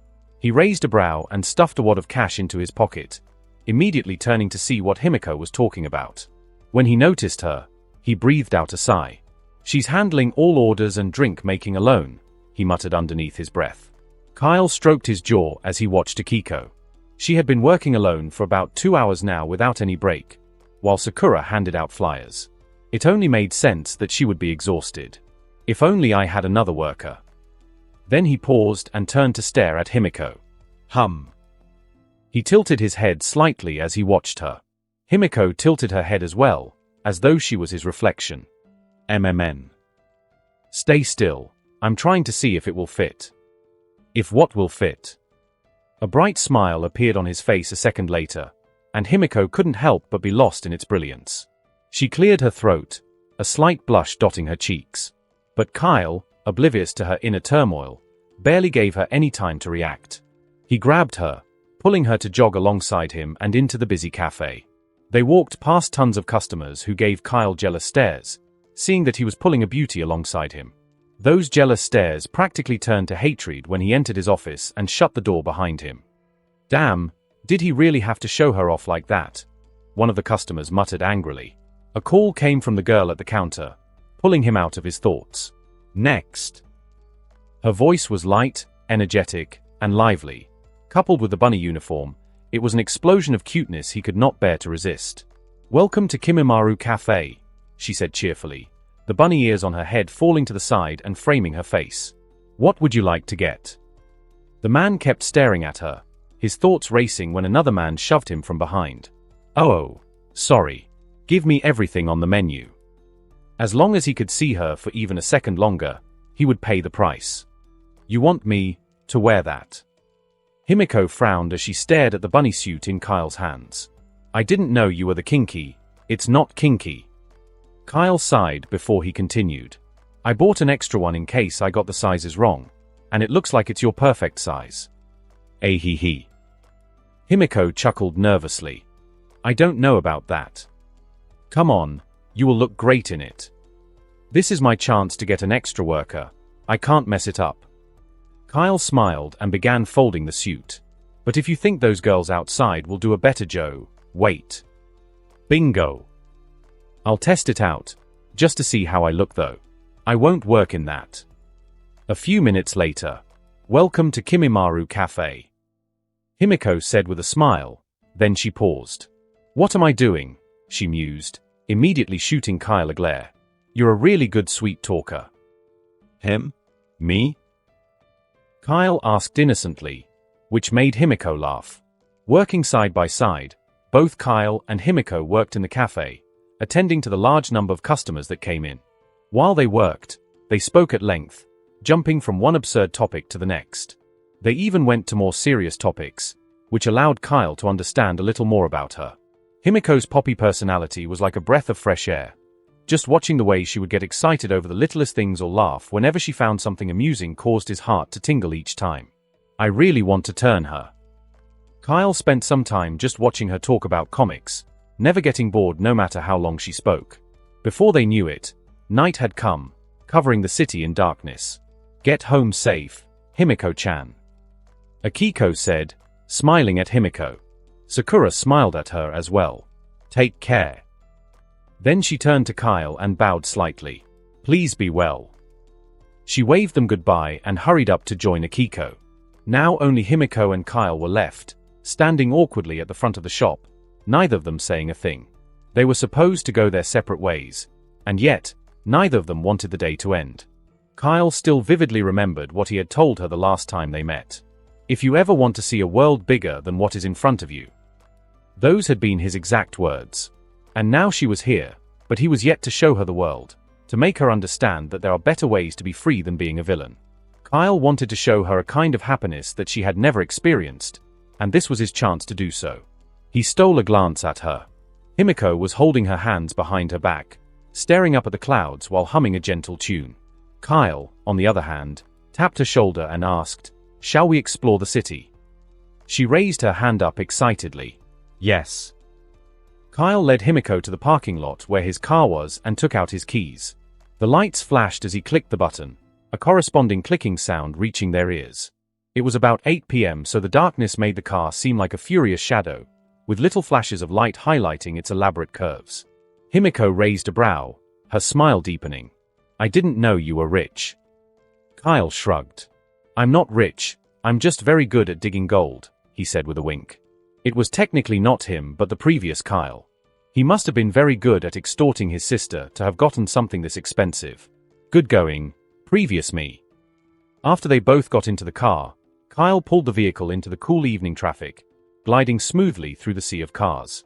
Instead of air conditioning, the windows were open, allowing the chilly wind that ruffled both their hair and clothes. They had only driven for about 5 minutes when Kyle noticed that Himiko was rather calm, just like she had been earlier in the morning. "A penny for your thoughts." Himiko snapped back to reality and smiled nervously. "It's nothing important." Whatever it was clear that she was not too eager to tell him. "Whatever it is, you can tell me about it whenever you feel like it." She nodded, smiling faintly when she glanced out of the window only to immediately shriek back. Vroom! A guy suddenly sped past them, his car nearly brushing against Kyle's door as he made a risky maneuver just to show off his speed. And to make matters worse, as he neared Kyle, he stuck out his middle finger just before he stepped down on the gas, sending dust their way. Himiko stuck out her head from the window and yelled at him, while Kyle chuckled softly. A Mercedes-Benz C63 AMG. So the rivalry continues even in this world. Hey. Back on Earth, there would be forums that went on endlessly, with fans of both brands cussing each other out and bringing statistics from God knows where to prove their point. Kyle was not a loyalist to any brand. But, Himiko, fasten your seatbelt. He chuckled darkly. Himiko hurriedly sat back and clicked her seatbelt in place, her eyes wide with excitement. Are we going to race him? Her question was answered the moment Kyle clicked on the sports setting of his car. His hands tightened on the steering wheel. He started up the music, allowing the violent popping sounds to invade his ears. And then he stepped on the gas. The car pounced as though it was about to fly, jerking forward as it lunged like a feral beast. The guttural sound of the engine mixed with the whir of the tires and the sound of wind cutting into the vehicles. His lights bore on, bathing everything in front of him in a bright white light, and then he smiled. Voss. Himiko was tossed deeper into her seat, the car moving so fast that the buildings around them began to blur. Kyle spun the wheel to the side, curving around a large truck that had been barring his path, then spun it once more to stabilize himself. The Mercedes had a head start, so it was still far ahead, but with Kyle's vampire senses, he could see it as clear as day. Yes. We're going to catch up. Himiko squealed, practically kicking her feet in joy as they accelerated. Normally, other girls might have been afraid considering how fast they were going, but Kyle was sure that if they could have gone even faster, she would have happily obliged. They were just a few seconds away from reaching him when two trucks began pulling close to each other, narrowing the path to a mere diagonal gap. And the Mercedes driver was just in front of them. Himiko frantically waved her hand at them from within the car. Get out of the way. Kyle, on the other hand, had other plans. He let out a deep breath, his arms loosening on the wheel. He had a plan, a very dangerous one at that. If this fails, I'm probably fast enough to get us both out before a crash, right? The truth was that he had only once attempted this maneuver in a game. But right now, everything was just right. From the serenity of the night to the flashing lights within his car to the girl beside him. Everything was perfect. His adrenaline was working on overdrive, pumping his head with hopes and dreams. It made the impossible seem within reach and the forbidden a mere delicacy to be sampled. Kyle smiled darkly. Damn it. That was when Himiko knew there was trouble. Kyle had a look on his face that she had never seen, one that made her question his next move. As the red lights from the trucks flashed in his eyes, bathing everything in his favorite color, Kyle did something that no sane man would do. He accelerated. The car jerked, responding to his every instruction, the engine roaring in delight as he charged right toward the trucks. The space was so narrow that he could not go through it straight, and so he drifted.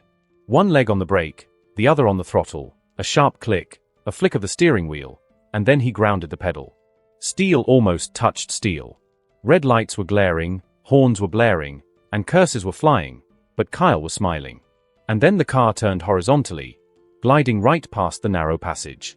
Himiko screamed. Excitement or fear? Kyle had no clue. His eyes. They were locked on the road, a malicious glint in them. And yet he was not done. He swerved the wheel once more, his car rotating to the point that he was now facing the opposite side of the road, driving backward and cutting right in front of the Merc. Everything happened in the space of 5 seconds. The Mercedes driver's mouth hung open, veins popping on his forehead as Kyle smiled right at him. Kyle blinked his lights, honking to mock the man, while Himiko stuck her hand out of the window, flicking her middle finger. She probably had no idea what it meant, which only made it funnier. Hee. Get that pile of scrap metal back to the junkyard. You snail. Himiko screamed, her laughter filling the car a second later. The driver angrily banged his steering wheel, and then his car accidentally swerved, spinning out of control. He managed to steady his car in time, but not without the truck brushing the backside of his car, pulling off his bumper. Ouch. Kyle immediately turned back to his normal driving position and sped away, listening to Himiko's victorious laughter, the poppy music, and the sound of her heart as it raced along with the car. Sumi arrived home late as usual. After a hectic day at work, her head was pounding as though someone had drilled a hole through it, and her legs were sore from having walked in heels all day. Immediately, she got into the living room. She didn't even wait to get inside. She took off the heels and tossed them to the side. As blood flowed freely through her legs, it was as though a cold breeze had blown past her. She sighed in relief and plopped onto her couch. Why do I have to work all day? Each day it felt as though she was losing a part of herself to her work, and the terrible work hours weren't helping either. She rarely had time to just live her life and go out on dates. She couldn't even remember the last time she slept for more than 4 hours. I need to make dinner. Kyle should be back soon. Sumi got up and went to her room. After taking off her clothes, she hopped into the shower, allowing the hot water to soothe her aching body. When she was done, she stood in front of her mirror, looking at her reflection in it. She wasn't looking so good. Tired eyes, breakouts, and overgrown hair. When was the last time I had my hair done? She sighed and closed her eyes. When did this start? When did I get so lost in my work? As she closed her eyes from exhaustion, her mind drifted to the past, to the time she had chosen to take on this role. It was many years ago. A younger Tsumi was standing in front of a chaotic fire. The smell of petrol and smoke corrupted the air, filling her lungs and causing her to cough as she stood before the burning car. No! She screamed, tears running down her face. Her parents were stuck in the car, unconscious, barely alive, and seconds away from death, while Kyle was behind her, unconscious but still alive. She had managed to drag him out of the car first, but when she went back for her parents, the fire erupted. Her hands were shaking, terribly burned from trying to pry the doors open. Heroes!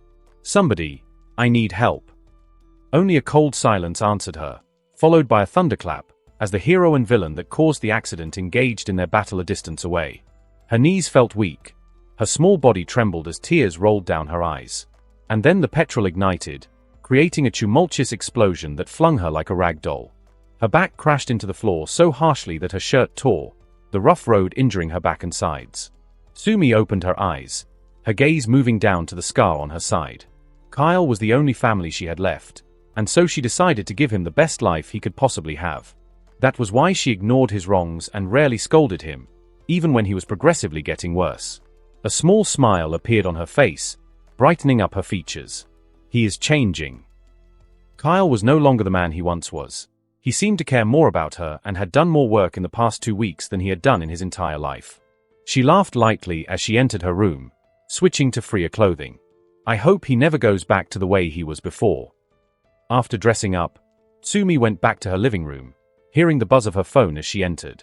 HM. She walked over to the table and picked it up.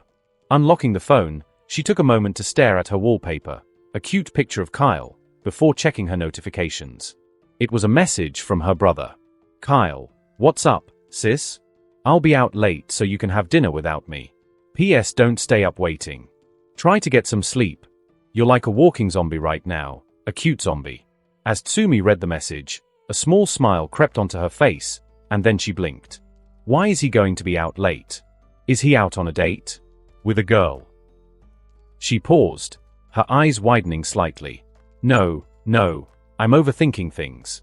The new Kyle is like a brick wall. There's no way he's out with a girl. Her smile returned as she read the message over and over again. And then a voice suddenly came from behind her. Madam Tsumi, how long are you going to make me wait? Tsumi waved her hand at the man. Shush, can't you see I'm busy? She turned and glared at the man, who tiredly sighed in response. You should learn a thing or two about patience, Chisaki. Or do you prefer if I call you by that weird name? Overhaul. Kyle pulled up at the side of the road and got out of the car, Himiko following after him. She quickened her pace to reach him, then bumped him with her waist. Where to next? Her stomach growled a second later, and she hugged her abdomen, frowning down at it. Shouldn't we get something to eat before we continue? She scratched her hair nervously. If you're hungry, then I guess we can. Today was a busy day for everyone. They had spent so much time attending to customers right from morning till just a few minutes after closing hours. After eating pastries for breakfast and lunch, Kyle had no interest in eating another one for dinner, and so he was feeling hungry as well. Kyle discreetly sniffed the air, using his enhanced senses to scan for any nearby restaurants, and then he took a turn. A short walk later, they arrived in front of a humble ramen shop by the side of the road. There were a few tables arranged outside the store, but Kyle and Himiko decided to sit at the stools in front of the counter. Immediately after they took their seats, the tantalizing smell of ramen assaulted their noses, causing both their bellies to growl. When Kyle closed his eyes, he could pick out every individual scent, which made his stomach stir. Roasted chicken, slow-braised pork, soft-boiled eggs, boiling noodles, and garlic, each smell mixed together, creating magic in his nose. But then, he paused and opened his eyes. Garlic. Then he shrugged. Just like sunlight, it shouldn't be a problem since the system didn't mention it. Himiko seemed to be enthralled by the aroma as well because she was staring at the pot wide-eyed, already imagining the taste of the meal. The old man preparing the food smiled the moment he saw them and walked out to the counter, the smile never leaving his face. What would you like? 2 bowls of ramen, with all the best toppings. 10 minutes later, 2 large steaming bowls of ramen were placed in front of them, along with a pair of chopsticks. They both grabbed their sticks and dug in. Himiko coiled the noodles around the stick and picked up an egg before taking a bite. Her eyes widened the moment it touched her tongue. It is delicious. Himiko had eaten ramen before, but this was different. It was leagues above every ramen she had ever tasted. The noodles were firm but not too hard that they were annoying, and the broth was perfectly nice, with a peppery aftertaste that sent her tongue on a journey. Kyle smiled at her when he noticed her reaction, his crimson eyes sparkling like rubies. How is it? For a moment, Himiko just stared at him. Somehow, he seemed to sparkle even more at night. It's good. After eating, Kyle thanked the old man and paid him, adding a generous tip for his excellent service. They were about to walk back to the car when Himiko tapped his shoulder. What is that sound? Thok. It was a loud thump followed by a light metallic ring. It was faint, but she had been hearing it ever since they arrived at the shop. Kyle had also been hearing the sound for some time now and already knew what it was. It's baseball. Himiko blinked. Baseball. You know, that game where you whack a ball with a stick. Kyle swung his arms in the air, describing the game to her. Wait, don't tell me you've never played it before. Himiko's eyebrows creased slightly. I don't even know what you're talking about, dude. Kyle stared at her for a second, trying to figure out if she was joking or not, but when she said nothing else, he gasped. Wait, you're serious? Change of plans. We are going to play baseball. Following the sound, they arrived at the batting center and got 2 cages right next to each other. One for Himiko and one for himself. There was a door connecting the 2 of them, so he got into her cage and showed her how the game was played. You hold the bat like this, take a deep breath, and then... whack! He grabbed the bat and swung, the metallic ring filling their ears as it slammed into the ball, sending it flying. Himiko watched him with intense focus and nodded when he was done explaining, after which it was her turn to attempt it. She grabbed the bat and positioned herself, and when the ball came flying, she swung, hitting it with the center of the bat. You got it on your first try. You might have a knack for this game. She smiled smugly and placed the top of the bat on the floor, leaning slightly on it. Let's have a match to make things fun. The loser has to buy ramen next time. You think you're ready to face your teacher? Alright then, you're on. Kyle got into the second cage, and they began their game. To his enhanced senses, the balls might as well have been crawling. His eyes caught every single motion, and yet both of them were nearly at the same score, with Himiko leading by 1 point. Kyle was purposely missing his shots just so the game would be fun for her, and it seemed to be working a bit too well. Whack! Himiko laughed smugly when she landed her hit. It was now 32-30, with Himiko leading by 2 points. As they got ready for the second half, Himiko turned to face him, her face glistening with sweat. Hee, you're not very good at this, are you? Kyle shrugged. Today just isn't my day, I guess.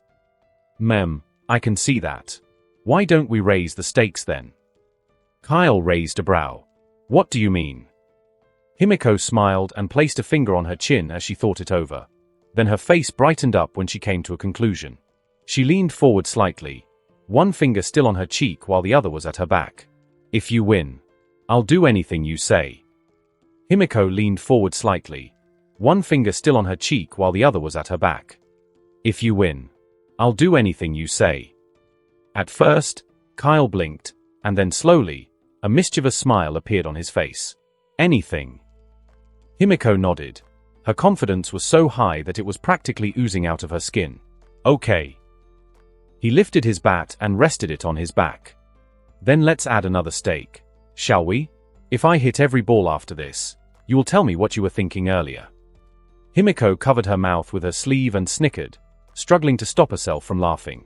Sure, good luck. Kyle raised a brow. Good luck to you too. 10 minutes later, 62 to 80 Himiko was sprawled out on the floor, her chest rising and falling as she took heavy breaths. You dirty cheater. Kyle was standing next to her, not even a drop of sweat on his face. How did I cheat? Why you, Himiko pouted and looked in the other direction, her arms folded across her chest. It was comical. Kyle stared at her for a few seconds before he bent over, laughing so loudly that his voice resounded through the center. Himiko raised her legs and boosted herself to a standing position in one fluid motion. Then she playfully punched him repeatedly.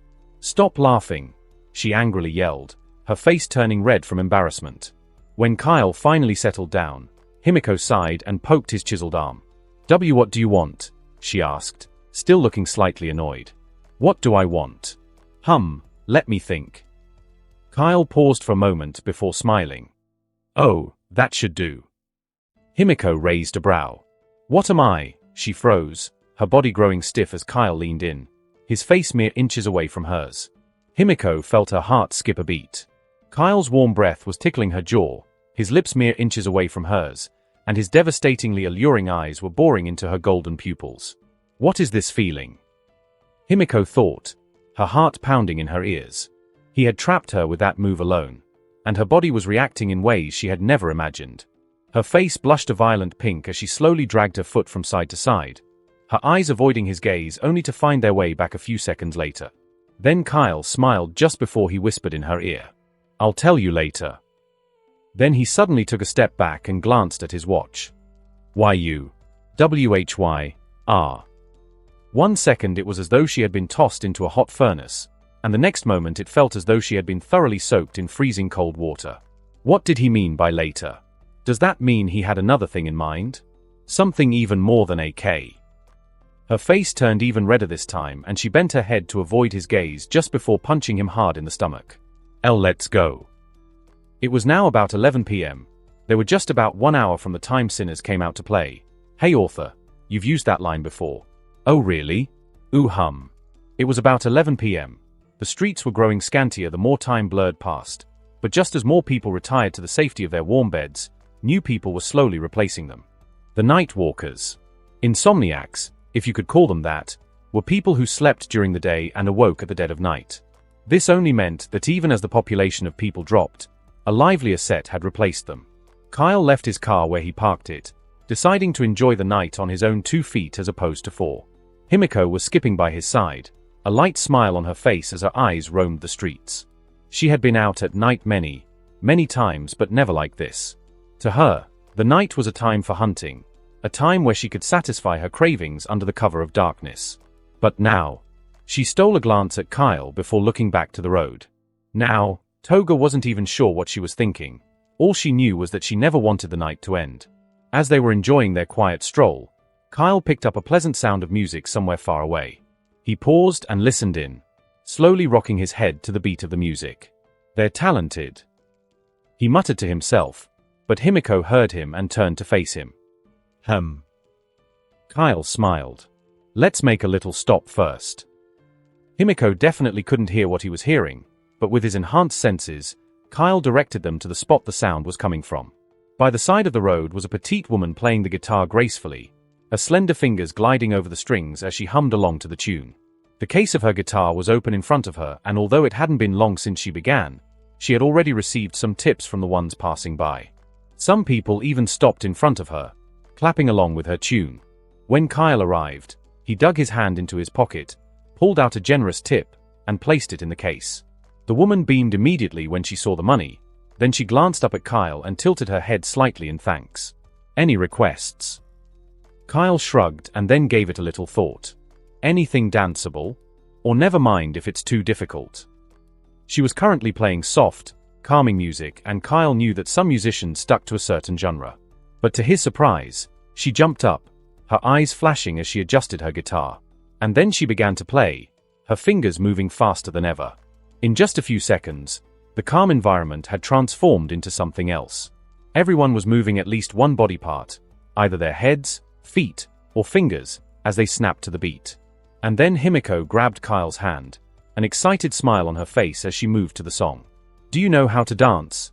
she asked, stylishly dancing around him. Dance.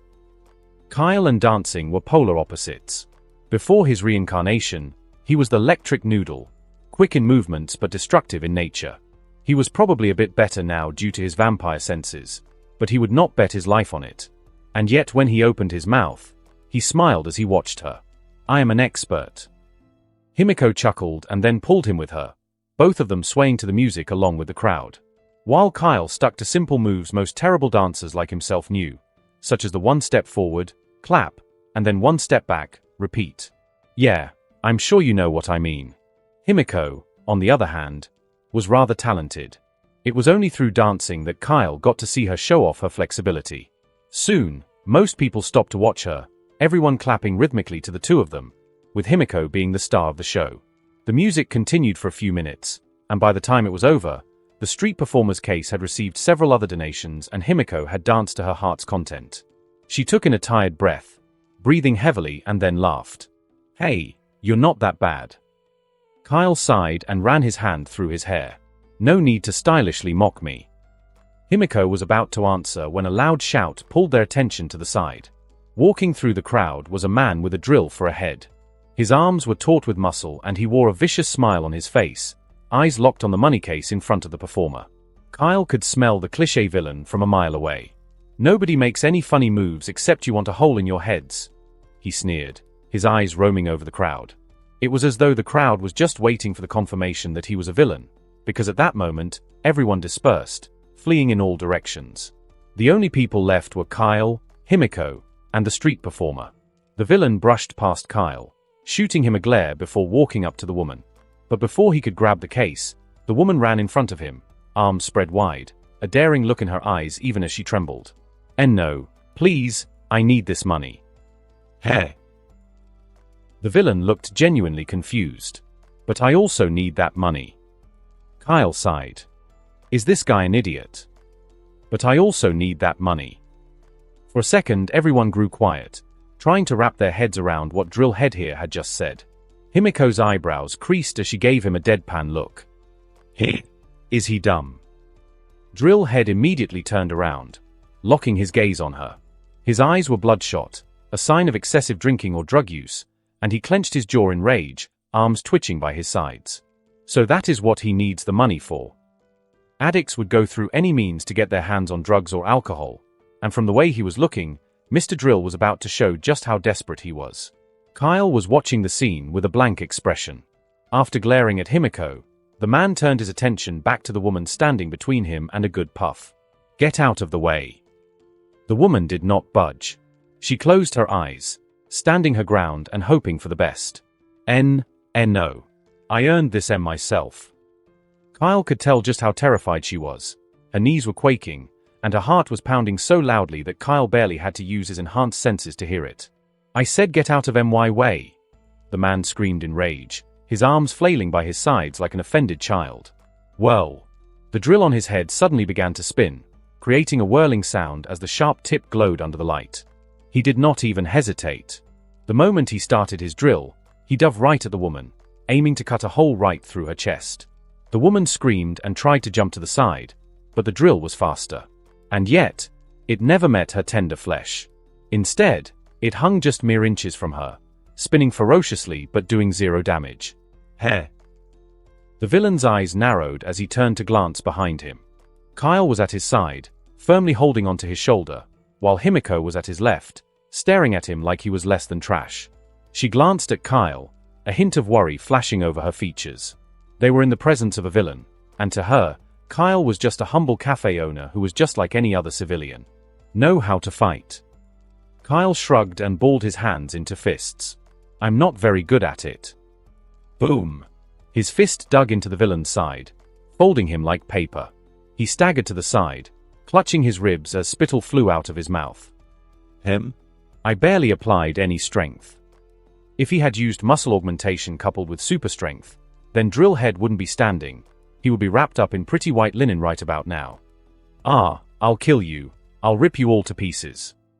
Drillhead screamed as he wiped his mouth, his head spinning even faster than last time. Then he got on all fours and charged, pushing his head forward like a rhino. Kyle stood between him and the street performer, his hand stretched out to shield her as the villain approached. "Ha ha ha, do you think you can block my devil drill?" Bang! Himiko cut in from the right, distorting his momentum with a well-placed knee to the jaw, cracking his head upward. Losing his balance, Drillhead fell face-first into the concrete. Immediately, the drill touched the floor. It dug deeper and deeper until they heard a metallic clang. The drill was stuck. And so his body began moving instead, rotating faster and faster while the villain screamed, his arms and legs flailing in the air. It took about 30 awkward seconds for him to free his head out of the concrete, after which he staggered, the world spinning in his vision. "I'll get why you." Whoosh! In Drillhead's eyes, the world was inverted, his bloodshot eyes meeting a pair of crimson and gold that stared down at him. Kyle and Himiko had both swept him off his feet, each one taking out a leg. Drillhead fell hard, his mind reeling from both the impact and delirium. Himiko placed her hands on her waist and smiled. "You said you didn't know how to fight." "Me? I said I'm not very good at it," Kyle said with a smirk. "You seem very talented, though. That punch was scary." "Really? I thought I was pretty weak actually. Maybe I should have pushed my body into it." The villain watched as the two conversed, making jokes and laughing as they stood right above his body. "What the hell is wrong with yo? Ah." Himiko stomped down on his knee, her gaze turning cold as she stared down at him. "Can't you see I'm talking to Kyle? Do you want to die?" The villain gulped, sweat dripping down the side of his face. But his fear didn't last long. His obsessive compulsion with money took over, and he roared, jumping up to his feet and distancing himself from them. His eyes darted between Himiko and Kyle, gnashing his teeth, part of his body covered in dirt. "Don't you dare underestimate me. I am Drilleron." Drilleron sprinted forward, his eyes locked on Kyle. It was the same old tactic, charge and drill. Kyle stepped to the side, allowing his momentum to carry him a bit before he grabbed the back of his shirt. And then he pulled him back, just to send him forward once more with a punch to the ribs. Off. Drilleron grabbed his abdomen, letting out a low grunt. "Maybe you can give me a few fighting tips?" Kyle asked Himiko, as though he had not just punched a man in the ribs. The man in question was stumbling towards Toga, already lifting his fists for a desperate attack. "You won't defeat me." He swung wildly, his fist charging right at her face, but Himiko did a split, dropping down to the floor in an instant. And then catapulting up a moment later. Bang! His head rocked backward as she unleashed a devastating uppercut, dazing him and sending him stumbling towards Kyle. "Tip." She breathed out, taking a short breath. "Always go for the vitals." Kyle raised a brow just before chuckling darkly. "Vitals? You are a wicked girl, aren't you?" Thwack! As the villain approached Kyle, he chopped him in the neck, momentarily cutting his oxygen flow. The man coughed, tears forming in his eyes as he grabbed onto his neck. "You're a fast learner. You should always follow that up with a more destabilizing blow." Drillhead's eyes widened. "No, wait, Himiko's foot dug into his belly, her feet copping a feel of his organs just before he was tossed back. Drilleron nearly coughed up his stomach. And to make matters worse, for the third time, he was sent toward Kyle's direction. Kyle was rubbing his chin as he approached, wobbling around like a half-dead man. Destabilizing. Hey. Something like, "H. Just kill me already. Damn it." Drillhead stopped in the space between them, his hands frantically ruffling the little patch of hair he had on his head. "You bastards think you can mock me like I'm some..." Crack! His arms suddenly fell limp as he slumped, his body making a dull thump as it hit the floor.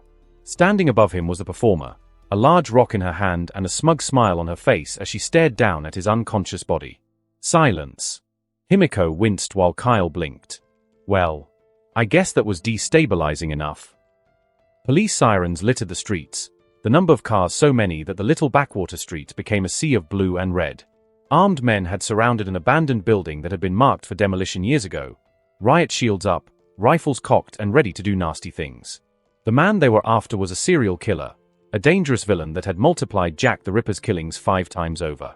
HQ's instructions were clear. Try as much as you can to get him alive, but murder should not be far from your minds. Any slight hesitation and their faces would be placed on a poster, and a Japanese flag sent to their families. Wing Hero Hawks was up in the sky, giving them aerial feedback to make sure he didn't escape, while BMI Hero, Fat Gum, stood at the entrance, ready to take anything they would throw at them. Kenji stood by the police car, a megaphone in one hand and a pistol in the other. They had searched for this man without finding a single trace. His crime scenes were clean, as opposed to the brutal nature of his murders. The only reason they were here was due to an anonymous tip, which was strange on its own. There was a good chance they were walking into a trap, but it was impossible to ignore the information they had received. He placed the megaphone to his lips. Night Tail.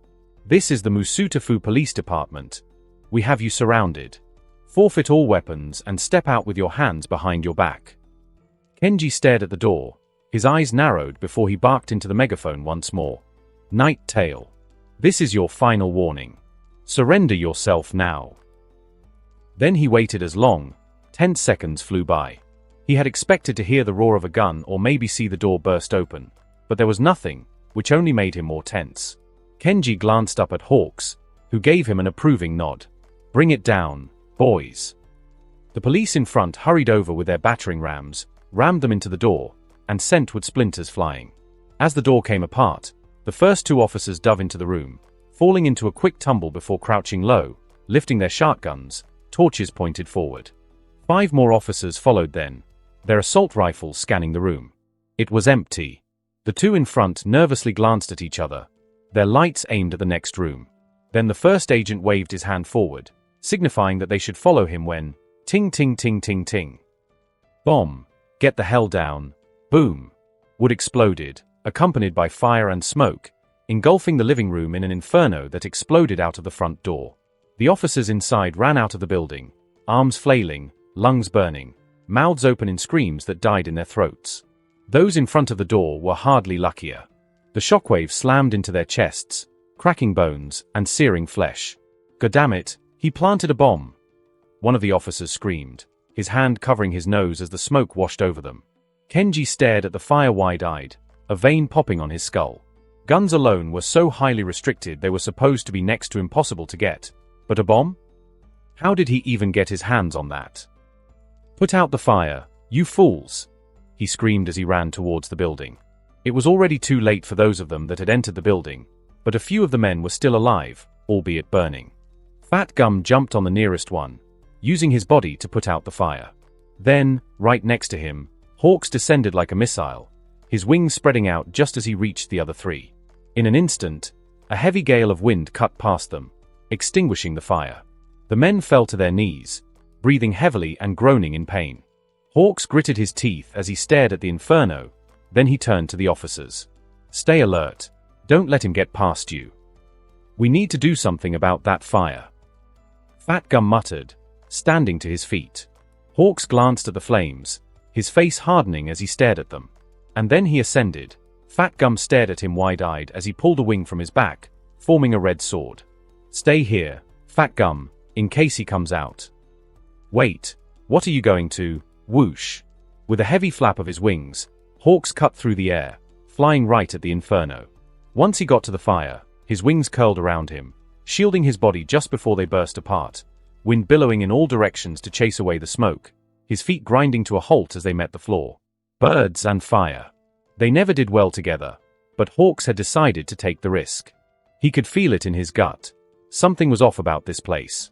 Wasting no time, he burst into the kitchen, his eyes scanning, searching for anything that could be useful. Documents, DNA samples. Anything Nighttail would have wanted to use the fire to destroy. He hurriedly went through drawers one by one, but nothing appeared. Crackle. The roof above him was engulfed in fire, a burning wooden beam falling right at his head. He cleaved it in half with his sword and cursed, feeling his body already getting weak from the smoke. Then he sprinted out of the kitchen and up the stairs, his feet racing 3 steps at a time as he made his way to the bedroom. But when he got to the door, it was locked. Bang! One heavy kick was all it took to fold it at its hinges. The door creaked just before exploding outwards. Trickle. Trickle. A flood of water flowed down the stairs, washing past his feet the moment the door opened. What the hell? When Hawks looked into the room, his mouth hung open in shock, his fists tightening by his sides. What is the meaning of this? There was blood everywhere, from the chairs to the bed, down to the walls. Sometimes they were splashes, trickles, and little spots. Other times they were pools. And lying on the blood-soaked bed, his lifeless eyes wide open, was the man they were looking for. Nighttail was dead. And the killer had left them a gift. Failure. Murderer. Outcast. Icarus 7x3. Those words were etched in rough, bloody strokes, covering every single part of the room. After Drillhead was knocked out cold, Himiko and Kyle excused themselves from the scene, waving the street performer goodbye. She had already called the police, and neither Kyle nor Himiko wanted to be around when they arrived. By now, it was far into the night, and they had both explored a good part of the city. Yet, there was more to see. Musutafu was a large city after all. What are the hoodies for? Himiko asked, twisting her body to show off the clothing. On their way, Kyle had made a stop by a shop and gotten 2 hoodies, one for each of them. Although it was a bit chilly, Kyle had gotten the hoodie for a different reason. He smiled and glanced at her. You'll find out soon. Himiko sighed and stared at the building they were currently standing in front of, a large skyscraper that towered above every other building in the area. Because of how high it was, the building was a hot spot for both tourists and locals that wanted to see the city from the sky. But now that it was late, the roof was most likely bare, the perfect place to have a conversation. Remember our bet. While they played baseball, Himiko and Kyle had made a bet with 2 conditions. The first was that she would do anything he said, a boon he was reserving to use very soon, while the second one was that she would tell him what was bothering her. Himiko seemed to be thoroughly enjoying herself, but Kyle knew that everything was not all right with her. He had watched the show, so he knew how much she hid behind that beautiful smile of hers, the demons she caged within her heart. But Kyle could not address any of them because Himiko had not told him yet. Acting as though he knew so much about her when she never mentioned a thing to him would not just feel weird but probably invalidate anything he was going to say. He smiled and nudged her elbow. You agreed to tell me what was bothering you. Himiko's eyes widened slightly, and then she glanced down, avoiding his gaze. I did, didn't I? She had been hoping he would forget about that part of the bet. She raised her head, then smiled nervously, knowing that she could no longer avoid the topic. Sure. Kyle stared up at the building. By the side of the colossal structure was an elevator with a glass casing, allowing people to get a view of the city while going to the roof. Let's change our environment, shall we? He said, offering her a hand as he gazed up at the very top of the structure. Himiko took his hand and nodded. Let's go. The rise to the roof was nothing short of magical. Himiko stuck close to the wall, hands pressed onto the glass as she stared down at the city with wide eyes. From this height, Musutafu looked breathtakingly beautiful. It was like a sea of stars, thousands of lights illuminating the darkness and brightening up the world. Wow. She breathed out, astounded by the view. For a moment, she even forgot that she was about to tell Kyle something that could potentially destroy their friendship. But once they arrived at the roof, her anxiousness returned, this time with double the intensity. The formerly gentle wind now felt like daggers against her skin, the darkness around them felt oppressive, and the silence was even more unnerving. Kyle walked up to the side of the roof and sat down, his legs dangling over the 1,000-foot drop. He did not rush her, nor did he repeat his question from earlier. Instead, he sat there humming peacefully and giving her time to think. Should I just lie? It would have been very easy to say something else to cover up the truth, keep up the facade, and lock away the truth of who she truly was. But the thought of it made her stomach grow cold. There was nothing about that plan that sat well with her. How long would it last? How would Kyle feel if he found out? Most of all, she felt irked by the very thought of lying to him. Himiko took a deep breath. Her eyes narrowed. She held tightly onto the hem of her hoodie, and then she let it all out. I am a villain. There were many things she could say. She could talk about her quirk and how it made her hungry for blood. She could use it as an excuse and try to garner sympathy. She could talk about how her parents discarded her, how she never got an ounce of affection. Hell, she could even talk about how shitty her current life was, moving from one part-time job to the next, hunting for blood at night to satisfy her cravings. But at the end of the day, the words were meaningless. It all summed up into one thing. She was a villain. The kind of person people spat on. Someone that Kyle would hate. Himiko stood there, waiting for a reply, but Kyle did not move. He simply sat there, most likely overwhelmed by the entire thing. His silence was deafening, and it was all she needed to know how he felt. We were doomed to fail right from the start. Himiko had expected this. She had told herself countless times that the moment she said the truth, the fragile little piece she enjoyed would crumble. But why does it hurt so much? It felt like her heart had been ripped out and replaced by a frozen one. The world blurred before her as crystal-like tears formed in her eyes, threatening to break free. She turned around to leave when a voice froze her in her tracks. Why? Himiko turned and stared up at Kyle. He was standing, still dangerously close to the edge, yet his eyes were locked on her. Why did you choose to be a villain? Why? Why did I? She thought within herself. Freedom, I want to be free. Her voice trembled as she screamed, more to herself than him. Himiko wanted to be free, to live as who she was, and to not have to hide or adjust herself to what society felt was normal. Kyle smiled, but she could see the sadness in his eyes. Don't look at me like that. If he kept looking at her that way, then it would be impossible for her to let him go.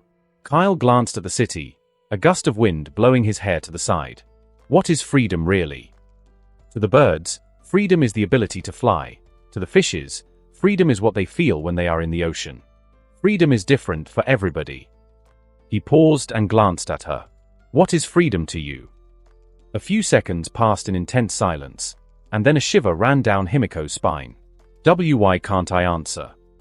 She had always claimed she wanted freedom, and yet she had no idea what freedom meant to her. When had she felt most free? Himiko had believed that freedom was what she felt when she hunted, when she drank her fill, or when she had a knife to someone's neck. And yet, today she had felt freer than she had ever felt in her life. Seeing that she gave no answer, Kyle continued. Villains believe freedom is doing anything whenever they wish. Someone offends you? Kill them. You want something? Take it. His face hardened, and he sighed. In the pursuit of freedom, they become slaves to their own desires. Is that who you are, Miko? Himiko slowly shook her head, her eyes still glistening with tears. Kyle's eyes narrowed. Then why do you call yourself a villain? Stunned by his words, Himiko raised her head to meet his gaze. His crimson eyes were intense, and yet they held no judgment, no contempt, and not an ounce of resentment towards her. But somehow, it made her angry. The more he spoke, the more confused she got, and the more she doubted who she was. Himiko stormed toward him and began pounding her fists into his chest. Do you know the things I've done? Do you know the people I've hurt? What else could I possibly be? Her punches were progressively getting weaker as her voice lowered to a whisper. Then she placed her head on his chest. Tell me, if I am not a villain, what am I? Kyle grabbed onto her shoulder, gently stroking it, and then he smiled, revealing his fangs. You are just like me. Once again, an old thought resurfaced in Himiko's mind. From his fangs that closely resembled hers to him understanding her craving for blood. And yet, even as those memories played in her mind, nothing was making sense to her. What do you? The question died on her lips, her eyes wide, hair billowing in the wind. As Kyle shoved her off the building, smiling down at her as she plummeted to her doom. Kyle stood at the top of the skyscraper, a smile on his face as he watched Himiko plummet, racing through the night. A small smile crept up to his face as their eyes met. Himiko's eyes were wide in shock, while his were glistening with amusement. He breathed out a sigh. She had finally opened up to him. And now, he took a step off the building, his arms folded behind his back. Kyle could finally trust her.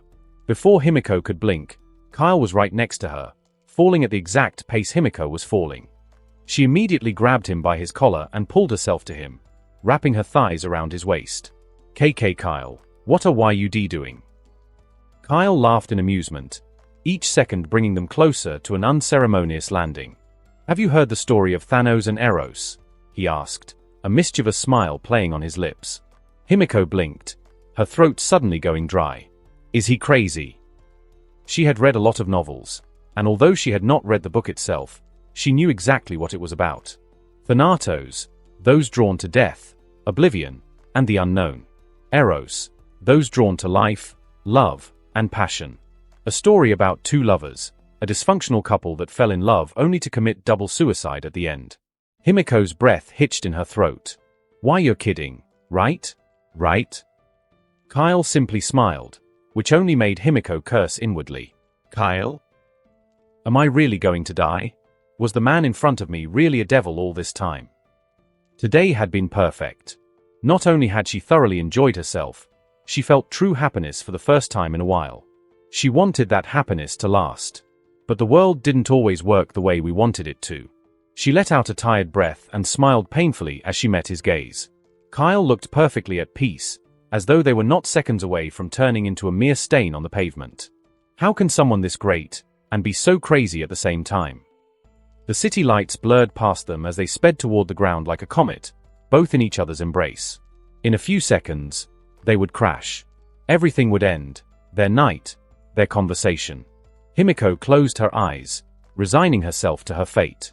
But just as they were seconds away from crashing, Kyle leaned in and whispered, his warm breath tickling her ears, "Gotcha." Heh.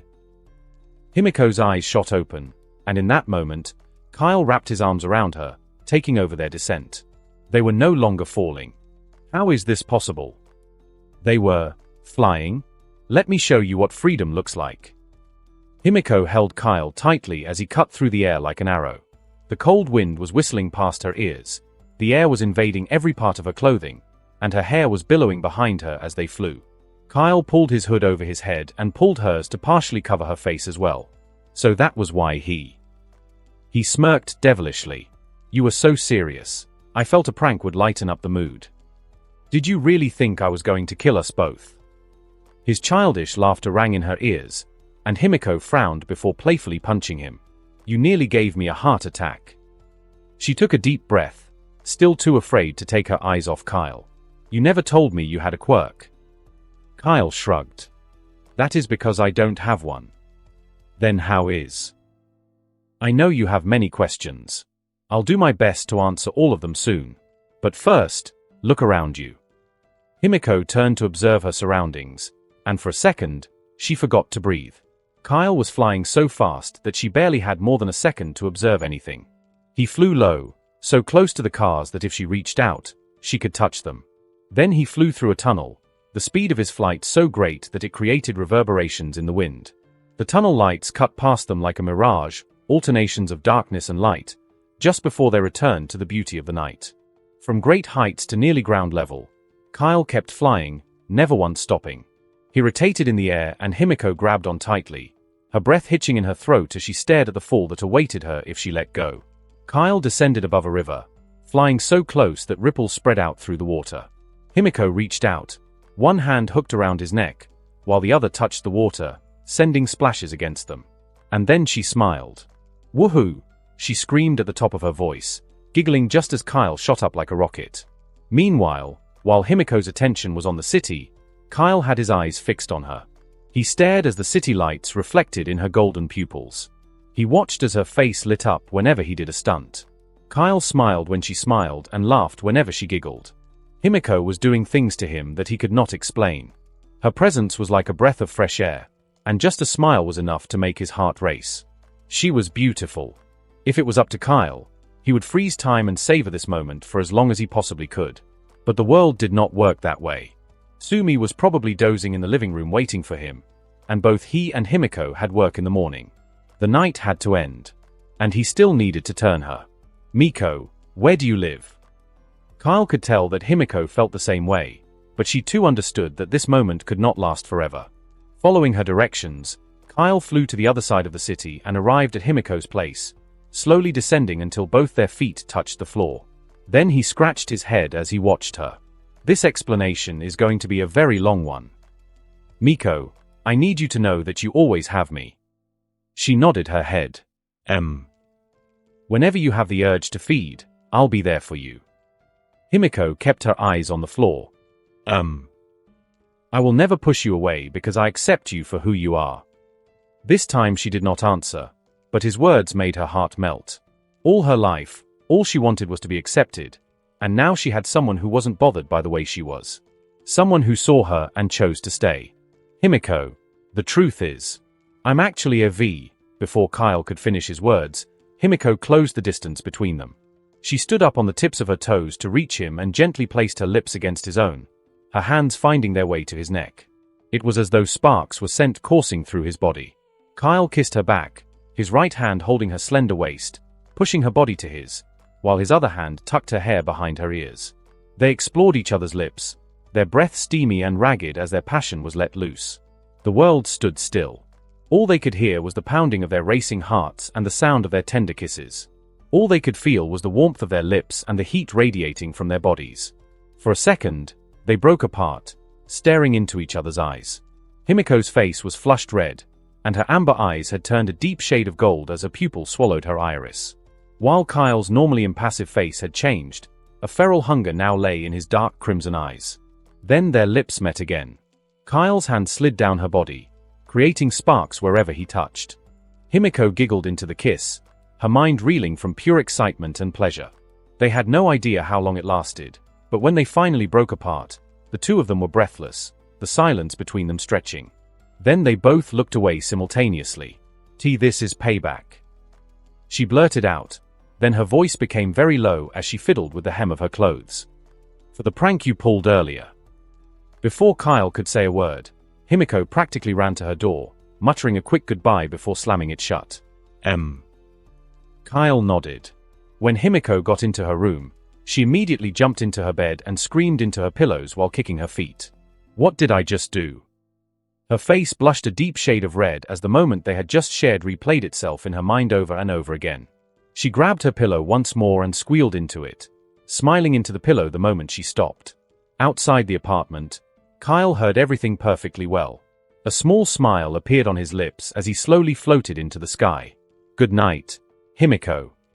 Kyle flew back home quietly that night, a smile on his face throughout the flight, and immediately upon arriving home, a screen flashed in front of his face. Ding!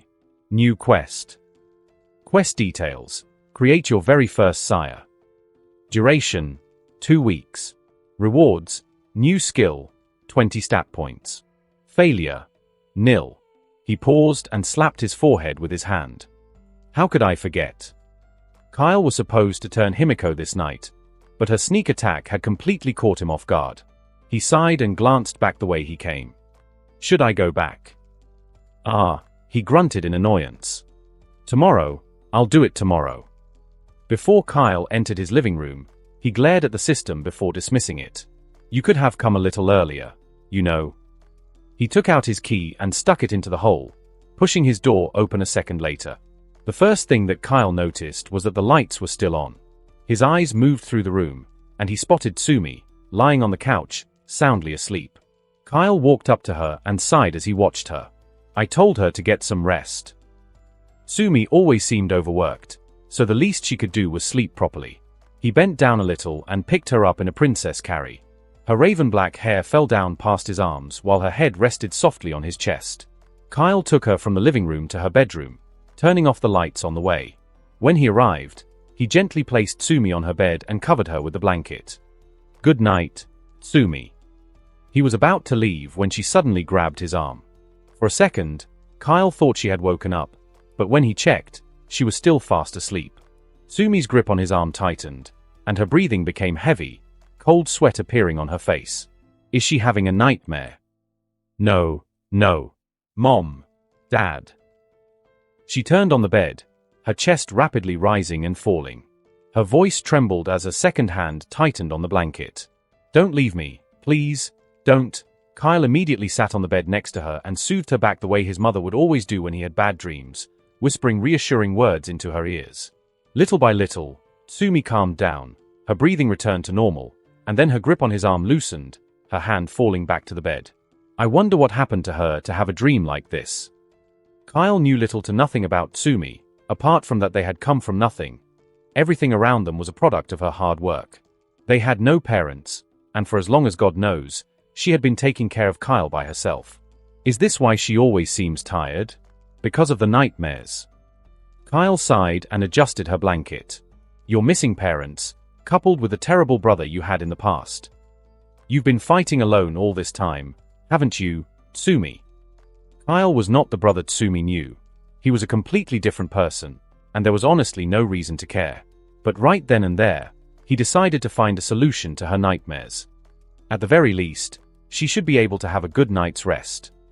After making sure she was okay, Kyle left the room, shutting the door behind him.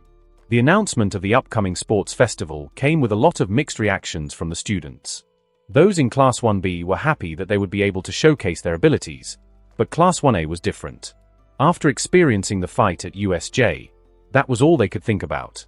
Some of them could still remember the reverberations of the clash and the shockwaves that exploded each time their fists met.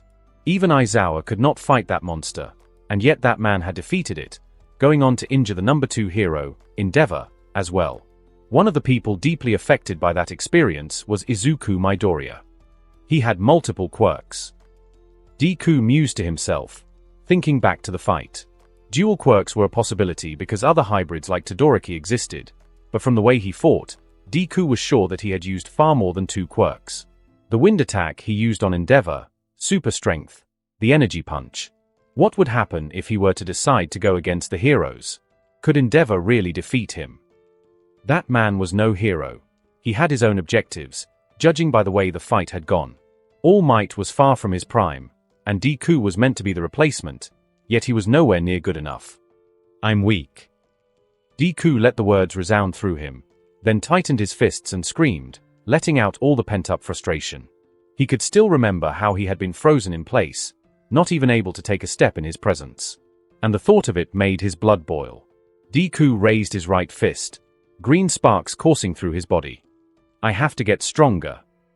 Next time he met that man, he would not stay still.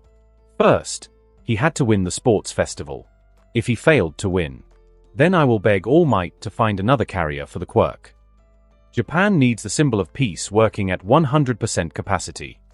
If that person was not him, then as much as it would hurt, Deku would happily pass it over to the next person. In UACE Gym, Bakugo stood underneath the glaring lights, breathing heavily, his body so hot that steam was flowing from his skin. He gritted his teeth, his fist tightening just before he unleashed a resounding explosion. Ugh. Bang. He had never been so embarrassed in his life. That bastard. How was it possible that he was afraid to move? Boom. Orange flames burst out of his palms, causing the room to tremble, the temperature rising by several degrees. I'll make you pay. Kyle's intervention in USJ had caused a change in both the heroes and the villains. Everyone was working harder, pushing their bodies to surpass their limits just because of what they had witnessed. And their target? The very man who had embarrassed them all. Meanwhile, at the other side of the city, boss, I'll take the chicken without the toppings. Kyle was standing at the counter in KFC, rubbing his palms together, a bright smile on his face as the man brought the chicken bucket. When he passed it to Kim, Kyle removed the cover and stuffed the first piece of chicken into his mouth, bits of crumbs staining his cheeks. As he ate, he glanced at the TV on the other side of the room. Breaking news.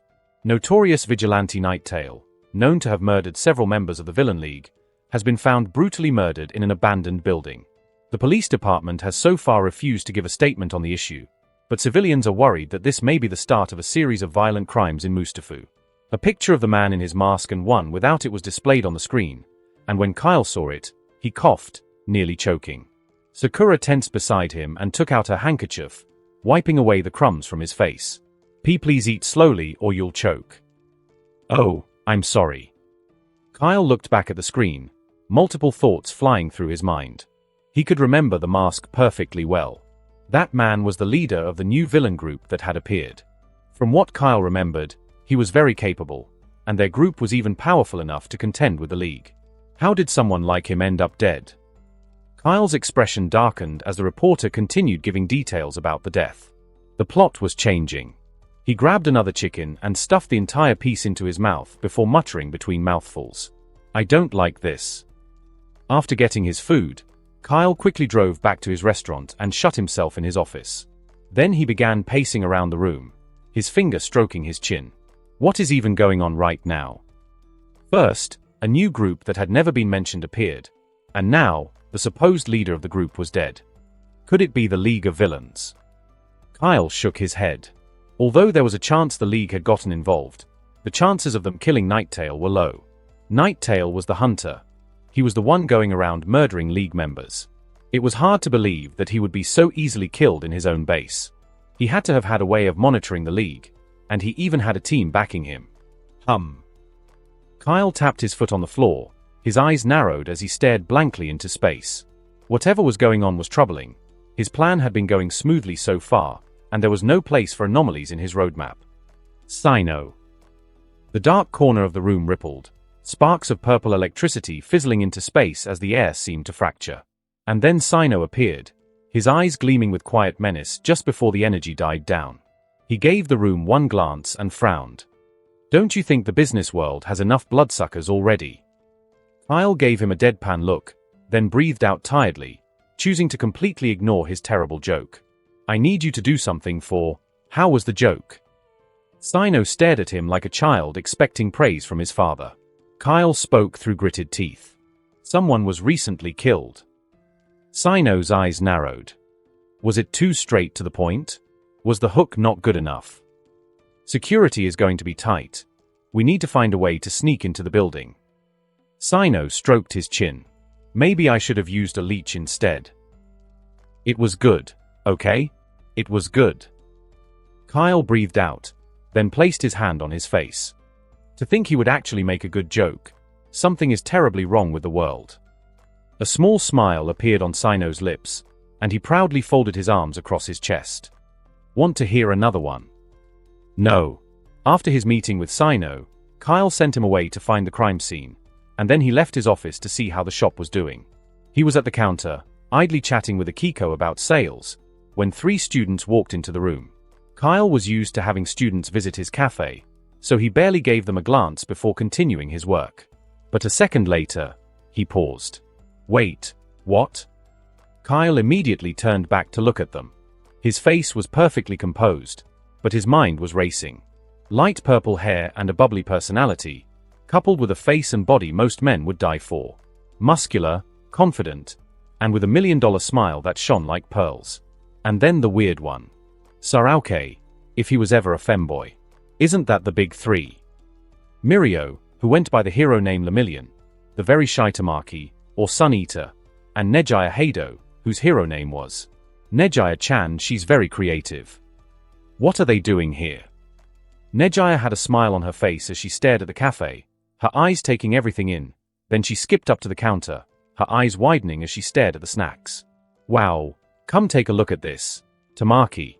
They have everything here." Tamaki glanced at the glass case, then nervously looked away, as though the donuts would jump at him. Mirio, on the other hand, mirrored her excitement. "This place is actually pretty nice. It's probably the best place among the cafes we visited." Excuse me." Nejaya raised her head to meet Kyle's gaze, then smiled. "Oh, hi. I'm Nejiri-chan. This is Miro." Mirio flashed a friendly smile. "And the gloomy guy back there is Tamaki. Don't worry, he's actually very nice." Tamaki pulled his hood over his head, partially obscuring his face with it. "I know who you are." Kyle thought. What are you doing here?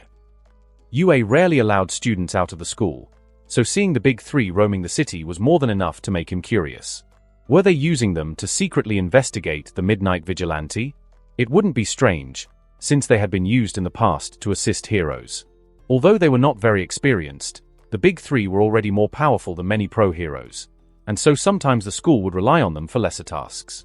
Kyle bowed slightly in greeting. "I'm Kyle, I run this place."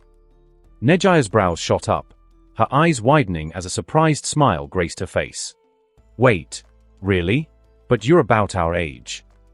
Mirio walked up to the counter, holding a notepad like a food critic who had spent too many years in the gym. "You must really work hard to be in charge of a place like this." Kyle shrugged. "Yes, the ability to extort money from your rich sister is indeed a talent." He waved his hand dismissively. "I just do my best." Mirio raised his notepad and began scribbling something down. Kyle stole a glance at him but acted as though he had not seen anything. "Are you always in your cafe? Or do you go out often?" Miro asked, smiling as though he had not just asked a weird question. Are they actually investigating? Not answering them would make him seem suspicious, so Kyle rubbed his chin as though he were actually thinking about it. "I'm a very busy person, but I come to the cafe every day to supervise things. Mirio nodded and scribbled on the notepad again. Is your cafe open at night? Or do you only work during the day? Kyle smiled and pointed at the sign on their desk. Open 8 a.m. to 7:30 p.m. We can't stay out too long. You know? It's not very safe at night. I see, that makes sense. Kyle stepped a little closer to the counter and rested on it, staring right at Miro. Is there a problem? You seem to have a lot of questions. Nejaya slowly shook her head, her eyes locked on the display case. We actually came here to discuss something serious. Then her expression shifted, becoming colder as she stared up at him. But it looks like we have a problem. Kyle raised a brow. His eyes were on her, but he was watching Mirio from the corner of his vision. The chances that the big three were onto him were incredibly low, but Nejaya's sudden shift in demeanor was concerning. The wind around him was already condensing just in case, but he put up his most friendly smile as he addressed her. And what might the problem be? Nejaya pouted. You only have one cream puff left. I always eat two. Hey. On the other side of the cafe, Sakura walked up to Tamaki and smiled at him. She had noticed him standing throughout, so she came to offer him a seat. Good evening. We have some free seats. Would you like to sit down? Tamaki shivered visibly, then turned away. He walked to the other side of the room just before placing his head against the wall. Sakura blinked. And that concludes this episode. If you enjoyed it, I'd seriously love it if you guys could leave a like on the video, as it genuinely helps out so much, and it keeps me going, plus it takes only 1 second. That said, have a wonderful day. See you in the next one.